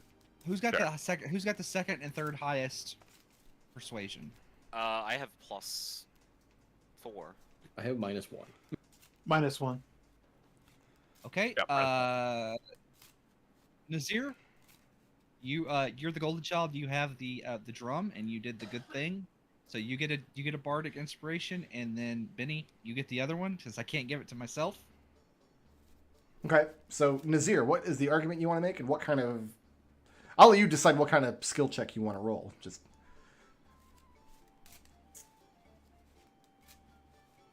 To be perfectly honest, I like me as the player would be like, because my whole thing is we basically ruined this chick's house and we're kind of have a duty of care right now. But I mean, Can I make a suggestion? go ahead. If we want to go for the pirate code, we basically taken the treasure and we want to show that if you give us what we want, we will treat you well. If you don't give us what we want, then it's like the green things. We kill them, so we can go towards the pirate code on this one a little bit. you could maybe make a nature thing. in other words, Sarah's argument would be that when you arrived on the island, the child was not hostile to you the way that these monsters were. Therefore, you killed the monsters and rescued the child when she was in distress. Yeah, Is that the argument? So who's that making? makes Yeah, sense. that yes. was the argument I was gonna make. Yeah. So is that the argument Nazir's going to go with? Yes. And are you going with persuasion or deception on this? Like, are you lying about this? Is that actually how Nazirr feels? Deception. Deception. Like, I just want to drink this bitch. Can't wait. Yeah, straw, slurp, slurp. Bust out the goblet. Yeah, give me a deception check. Uh, You took your 15. perceptions on that, right? Yep. Yeah. Oh, you gave that Well, to me? You have a Yes. D4 also. Yeah. I think he's going to give it to everybody. Yes. It's a cantrip. I'm helping. Sorry, it's talent. Passing is right. Right. Make it a 17. All right. Who wants to make the next argument? And it can even be the same argument, just adding the same points to it. Yeah, mine was the same argument. I'll go. And I rolled this a persuasion check. This is a 22. Are you sticking with that same argument? Well, no. I mean, like, well, she's obviously a magical child, right? Like, we collect. She's a magical child. She could be valuable. Okay, so your argument I'm is... basically my argument is that the child is potentially treasure, and we brought it back to the show. Okay. That and your persuasion was what, a 20? It was 22. big number. And then Benedict's argument. Worst. You're It was going gonna be this literally the only creature that was not hostile towards us. Okay, go ahead and what kind of check are we using on this? Oh, persuasion. Okay. I have 31. No, 30. Sorry. Tenacity throws up her hands as the three of you step forward and make the case for why they shouldn't forsake this child. She says, "Very well, as long as you feed it, diaper it, take it for walks." Thank you, dearie. Yeah, the rest of the crew is very pleased with the outcome. Hearing your tale, the creature needs to be stored in a barrel of fresh water. So basically, you kind of have to transport her down below deck, where you guys have oiled and stoppered barrels in good repair that you can transfer her to for the time being. The downside of that is it is literally taking up a barrel of your drinking water. So which of you casts Create Water? Nazirr. Nazirr, for the duration that this child is in your care, or in your party's care, however you want to look at it, you're going to be required to cast that spell once per day on the ship. This is to make up for the drinking water that she's otherwise using. Yeah, absolutely. Can we fix the barrel? You could probably repair have a good barrel. You could repair the barrel that you brought. Yeah, you can. But you don't have any water to replace it with at the moment, except for the water already stored on the ship or the water that Nazirr creates. Typically, the way you guys get water is you capture rainwater and then somebody uses Purify Drink on it to make it. I mean, rainwater is already pretty palatable usually, but you guys have magic. But Create Water is a little bigger of a spell than Purify, isn't it? Yes. They're both the same level. It's just the purifying water also. Yeah, it does convert some more a higher volume of water. Yeah, so like Midge could definitely cast Create Water, but she doesn't because it's just easier to collect rainwater. But you guys are now eating into the water supply, so it's your responsibility. So every day after you complete a long rest, just chalk off one level 1 spell slot because you have to use it to create water. Midge won't cast Create Water for us.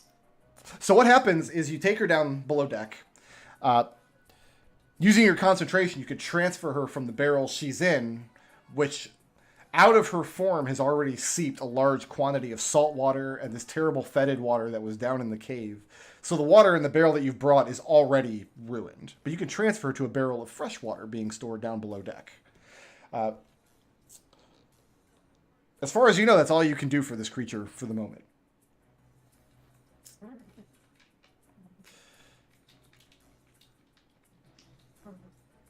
What's next? Go up to Tenacity and say, what did it look like from over here when I did the thing? You ask Tenacity, but it's Large Tom that responds, and he like claps you on the back. A clap on the back from Large Tom is the kind of thing that will like send your legs out from under you. This is a 9-foot tall bugbear made out of bricks and muscle. He says it looks like the island damn near came apart into the sea. They were taking bets on whether or not the jolly boat would even be in one piece when they brought it back. Well, thankfully we parked on the other side of the island and walked up. Well, if that were the case, you'd have to come back up there and fish us out if you still wanted this. And he passed the drum. Double Owl takes the drum from you. He's going to return it back down to wherever powerful magic devices are stored on the ship. You don't know exactly where, but he's the man in charge of that. Excuse me. Back There's something else. Excuse me. Double out. Here. Yeah. All right. Chairs lead back. So. There's something else? There's a mind in there. And he like looks for openings on the drum. Did you open it up? No. When I brought the island down, we connected for a moment. He looks up at you. Oh, do tell. And I'll explain what happened. I'll let everybody give me an insight check if you like.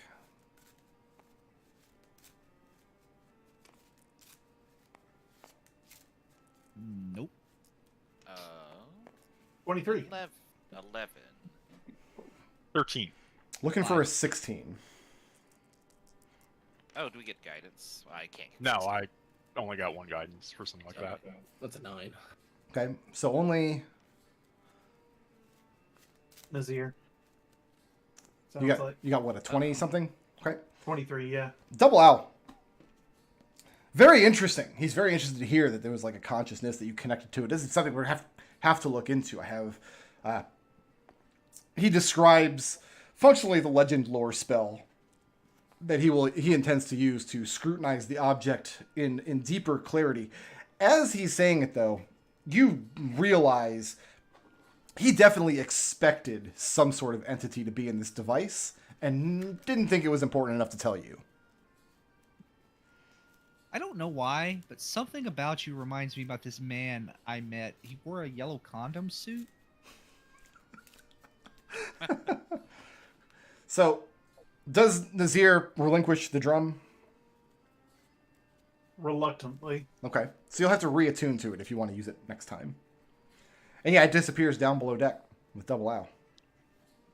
At that point, you hear whooping and hollering, oohs and ahs, as you realize Tenacity is stepping back towards you up on the main deck.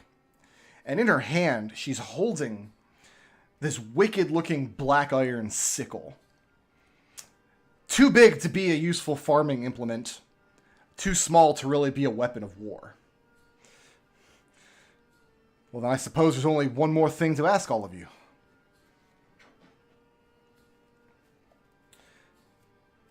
She says those of you who would put your names into the manifests should approach her, one at a time. Let's not make a scandal of it, shall we? Nazirr steps up first. Benedict will step behind Nazirr. What does Nazirr do when Tenacity steps forward to attack him with this sickle?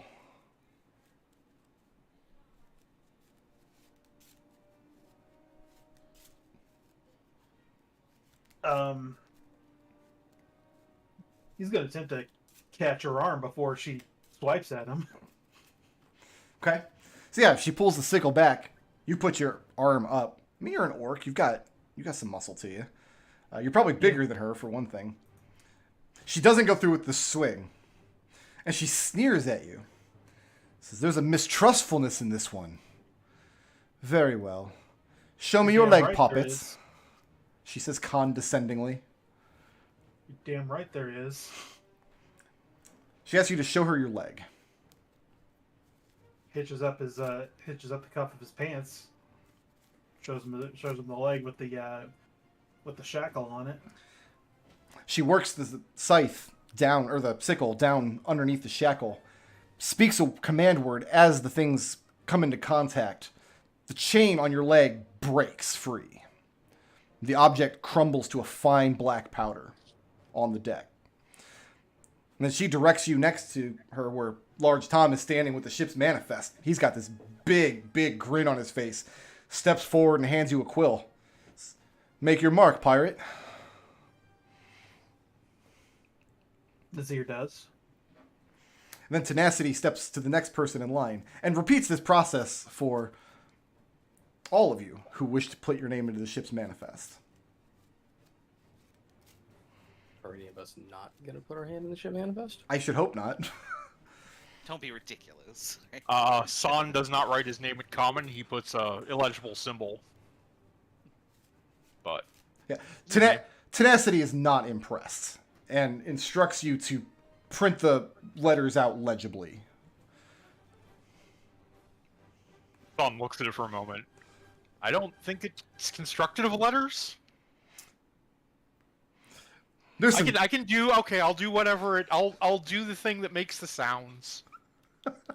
Yes, that's what letters are. Like Nerium is like leaning over your shoulder. S. It's the squiggly one. A. H. N. And then There you go. I guess Ssah'ra just steps forward and just writes S's until they tell her to stop. And then an Run out of apostrophe. space. And with that, the 5 of you are placed into the ship's manifest, and you are crew in good standing aboard the Deceit. You can strike those slave bonds from your character sheet. You are no longer bound by their drawbacks. Also, the bonds themselves are obliterated. They cannot be reused again. In fact, one of you, which one does tenacity like the least right now? Probably Nazirr, because Nazirr was giving her some lip. Yeah. So Nazirr, it's your job to sweep this mess up. Nerium is happy because it's usually her. Yeah, Nazirr will do it, grudgingly. All right.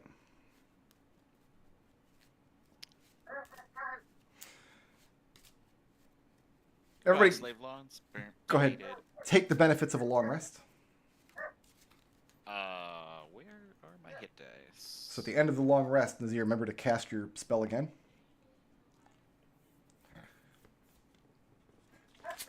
I imagine the ship goes through much more than 10 gallons of drinking water each day. Yeah. Oh shoot! I don't roll a d8. I roll a d10. I mean, we could just like That's move her over to a another, like a bigger tub or something, and change the water out. I mean, there's not really a bigger tub to move her into. Like, the barrels are probably the biggest things aboard deck, and they're designed to hold water. So unless you construct something filled with fresh water... I might build a trough for her. Yeah. She wants a little bit more mobility. Who goes to check on her after this long rest? So you guys have been underway for a day at this point.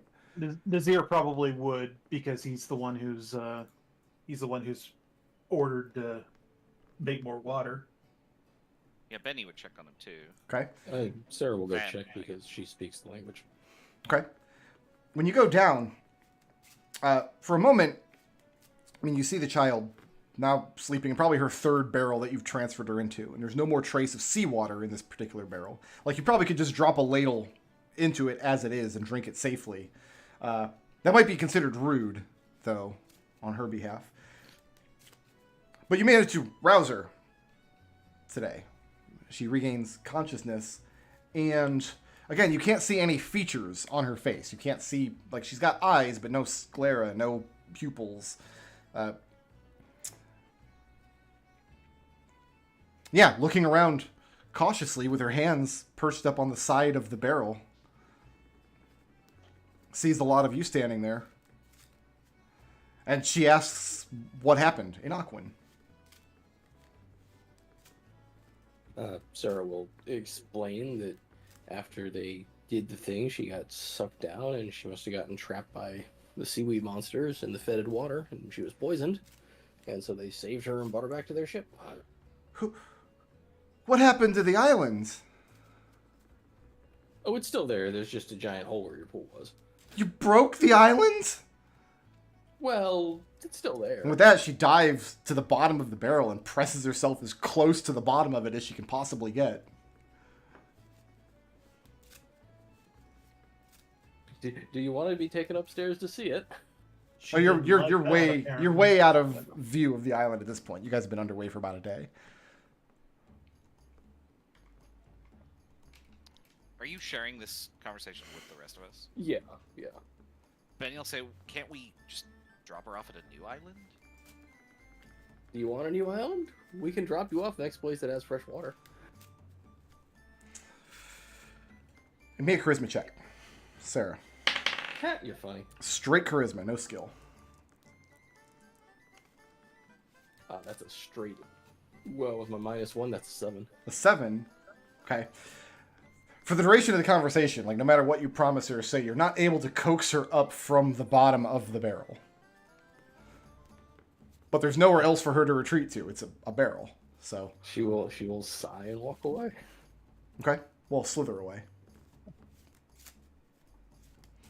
I didn't realize till just now that this creature is basically a plasmoid, and I'm really upset with myself now. Yep. Good job. Look what you've done. It's the worst. Does that mean we should give her we get her like a mask? A phantom. We have Plasmoid Tinny, that's what we have. She's No. she's Moose's cousin 5 times removed. Buzz aboard the ship is that the captain has given word to be underway toward the Kovnos. It's been too long since the ship has been in a friendly port. You guys have had good take, very profitable purchasing slaves from the Shadowed Lands. They found this drum. They took a couple of merchantmen, and they had this very, very productive demonstration of the drum's power, all since last time they left port. And you know, putting new names into the manifest only seems right to give them a chance to bring them to the Kovnos. Have any of you been there before, for any reason? No, for Sam. No. No. No. All right, just a batch of new pirates then. I think Nerium probably spent all of her time in the Southlands fleecing nobles. Okay. Nazirr, if he had, he wouldn't remember it. Okay. Ssah'ra was locked away in Forbidden Woods practicing to take over the world. How close did she get? Pretty close until she was captured and turned into a slave. Sounds like she didn't get close at all. Those damn orcs. That's pretty much, in this setting, you can just always kind of blame the orcs. That's usually a safe bet. Nazirr stares. You knew the setting before you rolled up an orc. Don't blame me. Oh, I know. I know. So, it's at this point that those of you are kind of given your assignments to be mates aboard the vessels. You don't have much in the way of personal effects, but you have your sleeping quarters given to you. Some of you chose to share quarters with your mates. Some of you did not. That's perfectly fine. And you just kind of get back to life as usual aboard the ship. Now I need to load a new map that I was not planning to get to this week, but I guess we did. Where is it saved? I must have... Oh no, I didn't save it in the right... I have to dig down into the Flumph 3 archives. At least you archived it. If I don't make it back, tell my wife I love her. My archives are not good. How many nestled folders are you up to? So currently I'm in a folder: desktop, Flumph 6, Flumph 5 archives, Flumph 4 archives, Flumph of the Wild Pirates. So File structures. you can't help me. There's no saving you. Yeah, there's no saving me. I'm sorry. Ideal, everyone is redeemable. Here's the exception. Yeah, for sure. Here we go.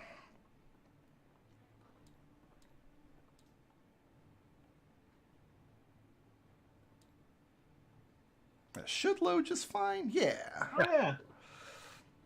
The Kovnos. So the Kovnos is going to sort of be... base of operations is too strong of a word, 'cause your ship is the base of operations. But I foresee a lot of time spent here in the Kovnos. And it's your first time here. And you all are given shore leave. Some of the characters aboard the ship are not given shore leave. And this is where you're going to make your first major NPC decision. The officers are going to send one of the existing crew out to kind of keep tabs on you. It's going to be their job to make sure that you don't get anybody into trouble while you're in the Kovnos. Who do you want? Your options are Midge, Gary, Peachberry, Ronald, Phil with an F, Slip the Noose, or Pantaloons, Noose. I We suppose. take pantaloons. They would send pantaloons to keep an eye on us. Probably not. But, like, Slip the noose. you want Noose? Why do you want Noose? Yeah. Seems like a cool cat to hang around. No. Noose tells you, while I do enjoy taking my leave in the Kovnos, you should know that I don't actually have any particular connection to the Council of Cats. Council. Who? The Kovnos is ruled by a governing council that is jokingly referred to as the Council of Cats. The Ultiboxy. Why? Yeah. Are they all Why? Tabashi? 3 of them are cats, of the 6. Ah. Noose doesn't know any... Oh, not all Tabashi know each other, he says. No, I'm just like I'm just trying to make it. What about Besides Gary? So the Gary will choice... look at 'em. The choice you're making here is you can kind of assume that all of the characters are going to be around somewhere, either in the Kovnos or on the ship. This character you pick is going to be a party member for the duration of your stay in the Kovnos. I feel like Gary because he's chaotic neutral. Pantaloons is also chaotic neutral. I feel like we want Large Tom just because he. Not an option. The officers Oh, aren't he's going to not. come babysit you. Large Tom is like a level 17 character. He's not going to go adventuring with you. He's Why gonna take not? all the experience points. Yeah, you can have the Dwarf Cleric, the Hadozi Barbarian, the Owlin Wizard, the Firbolg Fighter, the Warrior Ranger, the Tabashi Rogue, or the Goblin Bard. Midge or Peachberry would be my votes. I don't want Midge. She's lawful good. She won't let us do anything. Yeah, neither will I. Although she does love to drink. Besides, since neither Benedict nor I want 12 lines on our back, across our back again, we have business. The two of us have business. We do? Oh. Yeah. We do. Gross. Get our review too. Are you gonna do the sex thing? So which of these... Let's figure out which of these characters are going with you before we get too deep into the sex thing. Yeah. Rogue might be useful. So Noose would be the rogue. He's your gentleman swashbuckler. No. I'll Noose put my is vote fine out for with me. cleric or Yeah, I'm wizard, good with Noose. but Yeah. it's up to you. All right, I think Noose's have it. I think I heard 3 who are down for Noose. Great. So his job is to make sure that none of you get into trouble while in the Kovnos. And it is important that none of you get into trouble. You have to sail. Arriving at the Kovnos, the reason this area is so safe is because it's not reachable over land. It's connected to the continent, but the part of the continent is so heavily mountainous and so densely forested that it's not traversable by normal means. An approach by sea is very difficult because you've got to sail for a good 150 miles or leagues or whatever we're measuring in, up into this inlet to where the Kovnos sits. And it is well guarded along the side. They have watchtowers and beacon towers. No ship approaches the Kovnos that the Kovnos does not want there. The good news is the Deceit is in good standing with the Kovnos. So you guys, as long as you're waving your flag, what happens is when you get close enough, they fire what's called an arrow with a sending flint. It's functionally a sending stone with a sharp arrowhead. They fire it to your boat, use it to state your business. It is required to bring... The arrow is expected to be returned to the guardhouse when you come back in. So which of you wants that job? Let's start there. I'll take it. Okay, so you're going to take the arrow back to the guardhouse. You don't have to stay together once you get to the Kovnos if you don't want to. Drawing or bearing weapons within the cove is a death sentence. There's a 50 gold bounty on anyone bringing down an aggressor within the cove's borders. If you start a fight, everybody is incentivized to bring your head to the police and get $50 for it. Without drawing weapons, or is at that point it's a free-for-all? If you can prove they're an aggressor and other people agree with you and there's enough eyewitnesses, Like, you draw your Okay. sword to defuse that threat, they'll look the other way on it. So basically, no fighting Carrying happens. your sword isn't a crime, but drawing it as an aggressor is. About Uh, this fight. depends on how you want to make the argument. If you draw your sword and somebody makes the argument that you drew it in hostility and then thumps you on the head, they might collect $50 and then you get hanged. Now, I guess my question is more that carrying isn't an offense, though. No, just carrying on your hip, that's almost expected. Y'all are pirates. Okay. But yeah, as a rule, there's no fighting in the Kovnos. And up until about, I don't know, a decade or two ago, it used to be Tritons were not allowed in the Cove at all. Tritons are this race of humanoid, underwater creatures. They're like blue humanoids with like flippers and things. They're weird. But used to be they weren't allowed in the Kovnos at all. That changed fairly recently when there was a Black Arrow fleet was built and sent out with a specific purpose of conquering the Kovnos. Black Arrow got into their heads to do that. A Triton captain and a Tempest cleric of Osprey saved the Kovnos from that fleet by summoning massive amounts of weather and sinking them all. Since that happened, the Black Arrow has not had any seafaring prowess. But they signed that Triton. He made his way onto the council and immediately said, we're going to let Tritons in. So Nazirr has a tattoo of the Black Arrow on his neck. Okay. What's the vibe gonna be if I'm seen walking around with that? Entirely depends on who you show it to, what you say. If you're bragging about it, that's one thing. If you just have it, you can make that go any way you want. Yeah, it's just a thing he has, and I'm assuming that he's told about this before we make landfall. Oh yeah, absolutely. The other thing you're told before you make landfall, you're told, don't start fights. If a fight starts, get away from it. You don't want to be involved. However, this building back here, D345, this is a Buccaneers pub called the Leaky Ladle. The Leaky Ladle is owned and operated by a woman who once served aboard the Deceit many, many years ago. It's a Tabashi named Sweetie Bird. Sweetie Bird is way, way older than any Tabashi should be. Over a century old. Part of the reason the Council of Cats is called that is because Sweetie Bird now sits upon it. That's cool. Nazirr, he'll take a second bandana, tie it around his neck to cover the tattoo. Okay. Does anybody have any intention of starting trouble in the Kovnos? No, but Treble always seems to find people. Oh no, Trouble's gonna find you. I've got an adventure plan for you. Like, you didn't just... It's not the end of the campaign. Like, you're gonna get into trouble, don't worry.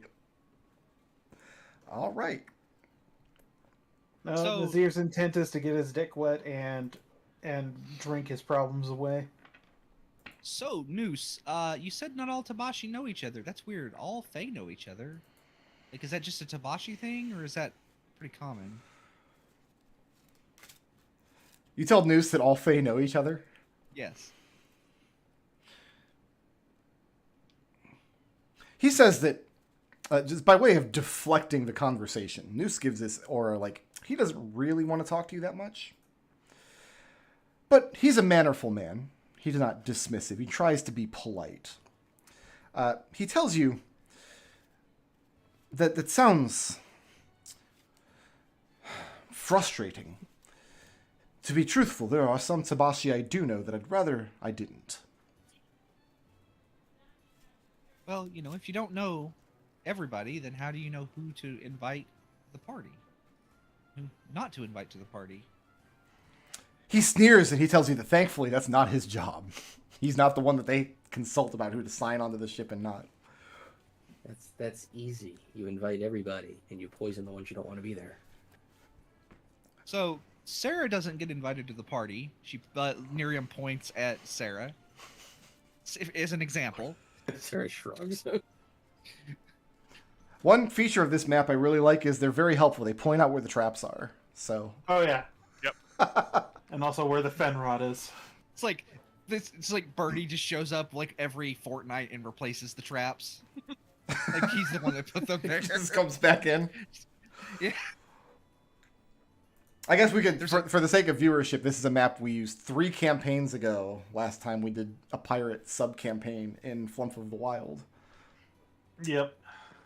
But the actual layout, who lives here and who operates, has shifted considerably. It's been 160 years. So Sahn, anybody go with Sahn to return the arrow to the guardhouse? So Nerium and Sahn. Yep. So I wrote this description of who's in the Kovnos and what they are 4 or 5 weeks ago. It's been a long time. So when I tell you that one of the guards is a Loxodon named Benedict, it's purely a coincidence. It's a good name. Yeah, the 2 guards. It is a good. A Loxodon is like an elephant man. And then the other guard is a turtle, which is a giant turtle man. His name is Orcface. And their only job is to collect this arrow from you. Is there anything... I mean, they can answer basic questions. Direct you where you need to go if you need to... If you've got business here, if you're looking for particular sundries. No, I think most of my needs are met, or I can't afford to cover them. Okay. Where's the nearest like gathering place of people? They point you either to the Leaky Ladle, which is just to the south of the guard. The guardhouse is here at D2. The Leaky Ladle is the largest building down here. The other places you might go, D6. So this room here. It's called the Royal Slipper Saloon. This is a posh public house. This is usually where officers would go to drink. And then attached to it is a 3-story building that is a boarding house. Okay. Come on, son. Let's go get some dinner.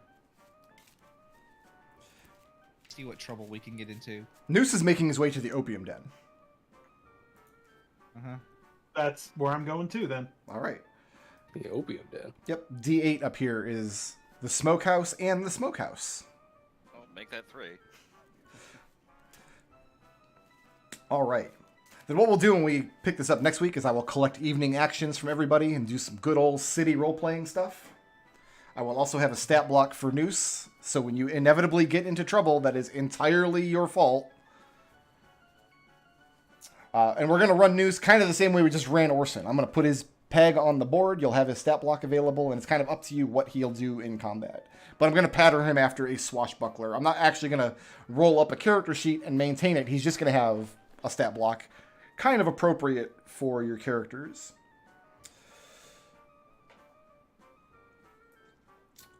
Is there anything else I wanted to do here? No, I wasn't actually expecting to get into the Kovnos today, so that's good. Question. Yeah. Do I have to do anything to replenish the arrows I spent on the island, or can I just do that, like, as we're traveling? I'll say whenever you're in a location like this, yeah, you would have the means to, because you're asking if you can make more bolts, right? Yeah. Yeah, you can do that in a location like this. Also, in the Kovnos, you have access to purchase goods just like you would out of the PHB. Everything at cost. Like if it were time, it's not because we're all still level 1. But if it were like time to commission plate armor for your character, like this is the kind of place where you would do it. So if you want to do any shopping, go ahead and do that now, so we don't have to worry about it next week. And I will pull up my handy spreadsheet here. And we'll see about handing out blips for the first time in the campaign. Do you guys all want some experience points? Sure. Yeah, We love please. experience. Okay, I have to add.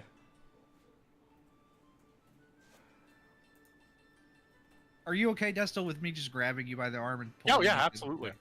Okay. Now, in Flumph 3, you guys assassinated this guy who's running slaves out of... Because one of the punishments they can put on you is indentured servitude. They'll buy servants or sell them to and from ships. They're not slaves, quote unquote, but they're just slaves, you know. Yeah. And Yeah. Red killed the guy. There was this elaborate plan to kill Bosun Bob. It was like half of the party wanted to kill this guy for varying reasons. And then Red and Birdie was going in there to steal money, and then Red and Birdie met each other on the way, and then they just worked together. And then Red stopped Birdie from taking the treasure. We have in the famous "We Have Enough Treasure" line that I will never forgive Destil for. Well, I don't think we'll have a problem with this party. I don't think that'll happen with this. Well, I mean, Bosun Bob's been dead for 160 years now, so you won't have that that exact same problem with this party. So, well, I mean, somebody else just slipped in and just took over his operation. For the giant pile of twig blights, I gave you credit for all 9, even though you only killed 8 of them. The last one you knocked into the pool and then negotiated away. 2 ghouls. No, they were ghasts, not ghouls. And the 2 vine blights. Everybody's taking 265 experience points.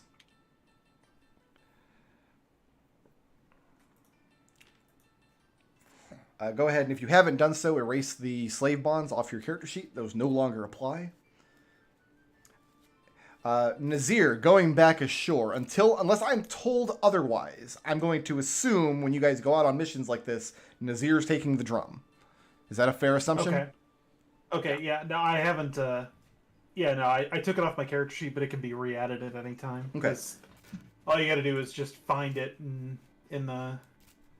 It's just when you go to manage inventory. And that's one of the reasons I wanted this treasure box on the table, because if these are going to be changing hands a lot, it might just be easier to search for it in there if you will do one who has it. But for now, until I'm told otherwise, Nazir's going to have access to the drum and be attuned to it when you guys go out on missions. When you're on the ship, it's stored below deck, at least until you convince Double Owl you can be trusted with it around the clock. Question about the slave bonds. What's your question about slave bonds? Can we put these on somebody else now that they've been taken off? You don't have them anymore. broken. They crumbled to dust. Yeah, they crumbled. All right. Probably for that exact reason. Who wants to make a... So you have to procure more in that case. Nazirr, when you make a case for your blips, you have your own alignment ideal flaw. You can also substitute mug ducks for any of those if you think it's applicable this session. So you have 4 options, but you're only allowed to take 3. Yeah. So who wants to go first? I can. Benedict. Alignment. Go by the book. If that doesn't work, go with your heart. For insisting on safety first and getting the rope out to offer Nazirr before triggering the artifact. Okay. Ideal. Everyone is redeemable. For making the case not to throw the water child overboard. So you think that the water child needs to redeem herself in some way? No, she is worth keeping. Like, she could serve a purpose, and also it's the right thing to do. Okay.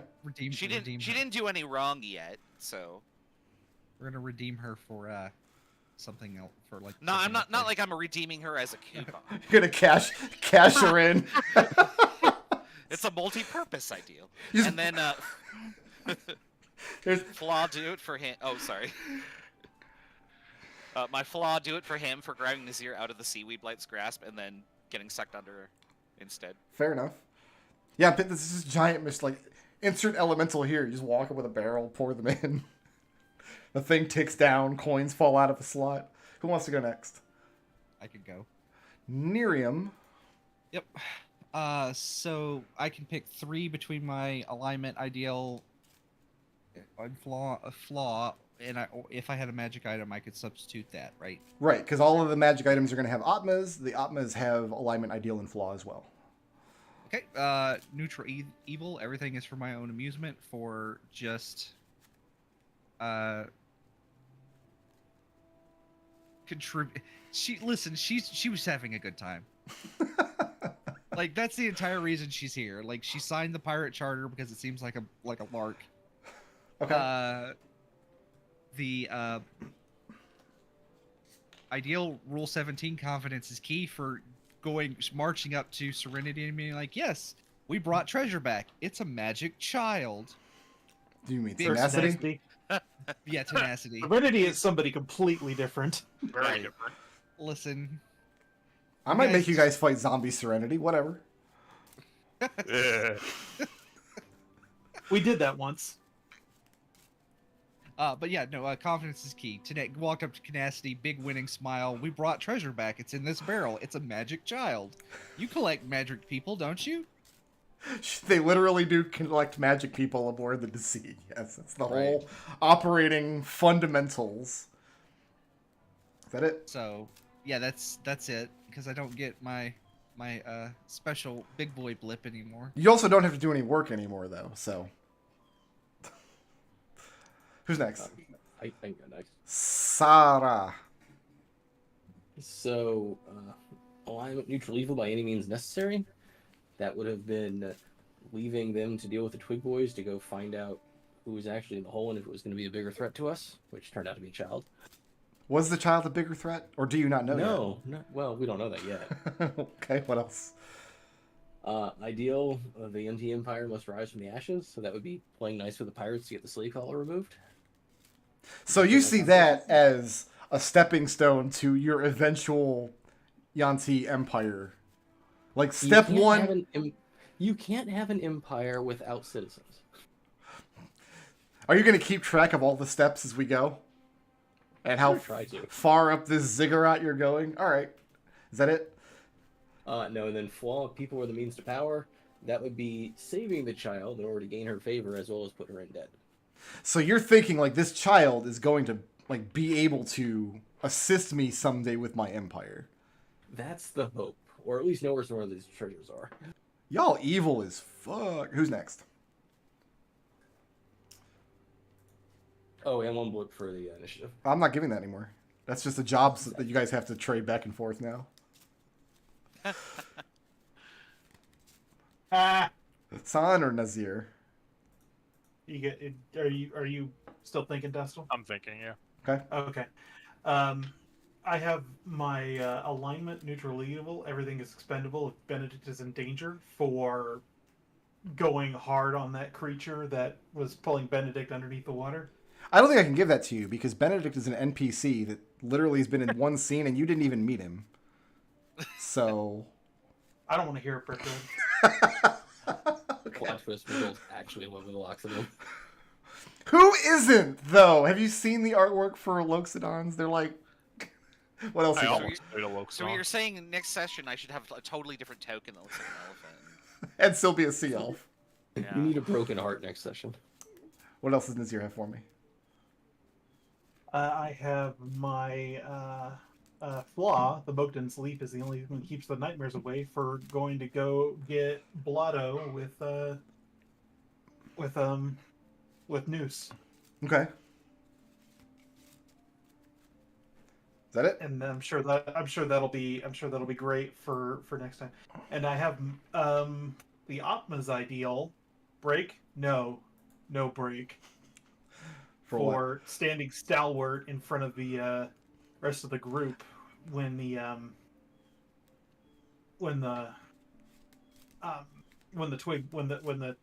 vine blights attacked. He was the first in line right there. Okay. And what does Sahn have for me? So I've got lawful neutral. Each works for the good of all. For following Nazirr around and making sure that all the stuff with the drum actually kind of happened. Okay. I've got exceed all expectations for climbing up on the wall and just continuing to rain death down on those little seaweed things, Okay. which were actually really kind of scary because I didn't fall asleep. Just fall asleep there. So, yeah, he rolled 19. They each had like 22 health. Oh, okay. Oof. So like, Oh, just that's too barely. bad. And I've got my flaw. Individuals are expendable. Only the whole must survive for being willing to let the child like come with us. Wait, that's backwards. I had this in my head at one point. Yeah, okay, I don't have anything for my flaw. Okay. Let's, oh, I need to... I didn't have a chance to lie to a bunch of people this time. I didn't have my blip You values lied in about front of me. I do now. the Fae all knowing each other, or is that actually true? Who had the That's most a lie. creative solution to a problem this session? Nazirr had two flavors of let's get this water girl out of here. Yeah, I could take that. I for like throwing it in a that. barrel. Yeah, Nazirr is the one that said, let's put her in a barrel, yeah, and cast Create Water. I'm okay with that. Who did the most to further the party's goals this session? I can't listen. I used all. I made sure to use all my bardic dice, and I cast Healing Word. That was pretty important. You did keep To Nazirr keep from him up. dying. Yeah. You know what's funny? In my notes, Tenacity was supposed to give each of you a healing potion before sending you out, and I just totally forgot.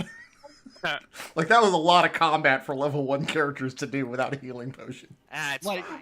like that's exactly like Tenacity's. Like, I know I'm.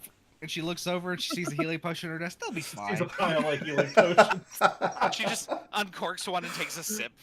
In general, when each of you go out on an adventure like this, she's going to give each of you a healing potion from the ship stores. So if I forget in Why- the future, just remind me. Okay. Why would she hand healing potions over to slaves? Let's be honest. Well, you were doing a task that she wanted to see completed. Like, she didn't want to see you guys fail out there. So is this mission 2 then, or is this just shore leave right now? It's surely, but it's going to turn into mission 2. So that assist Okay. went to Nerium. The assist Yeah, I blip. think that's fine. Who is the badass?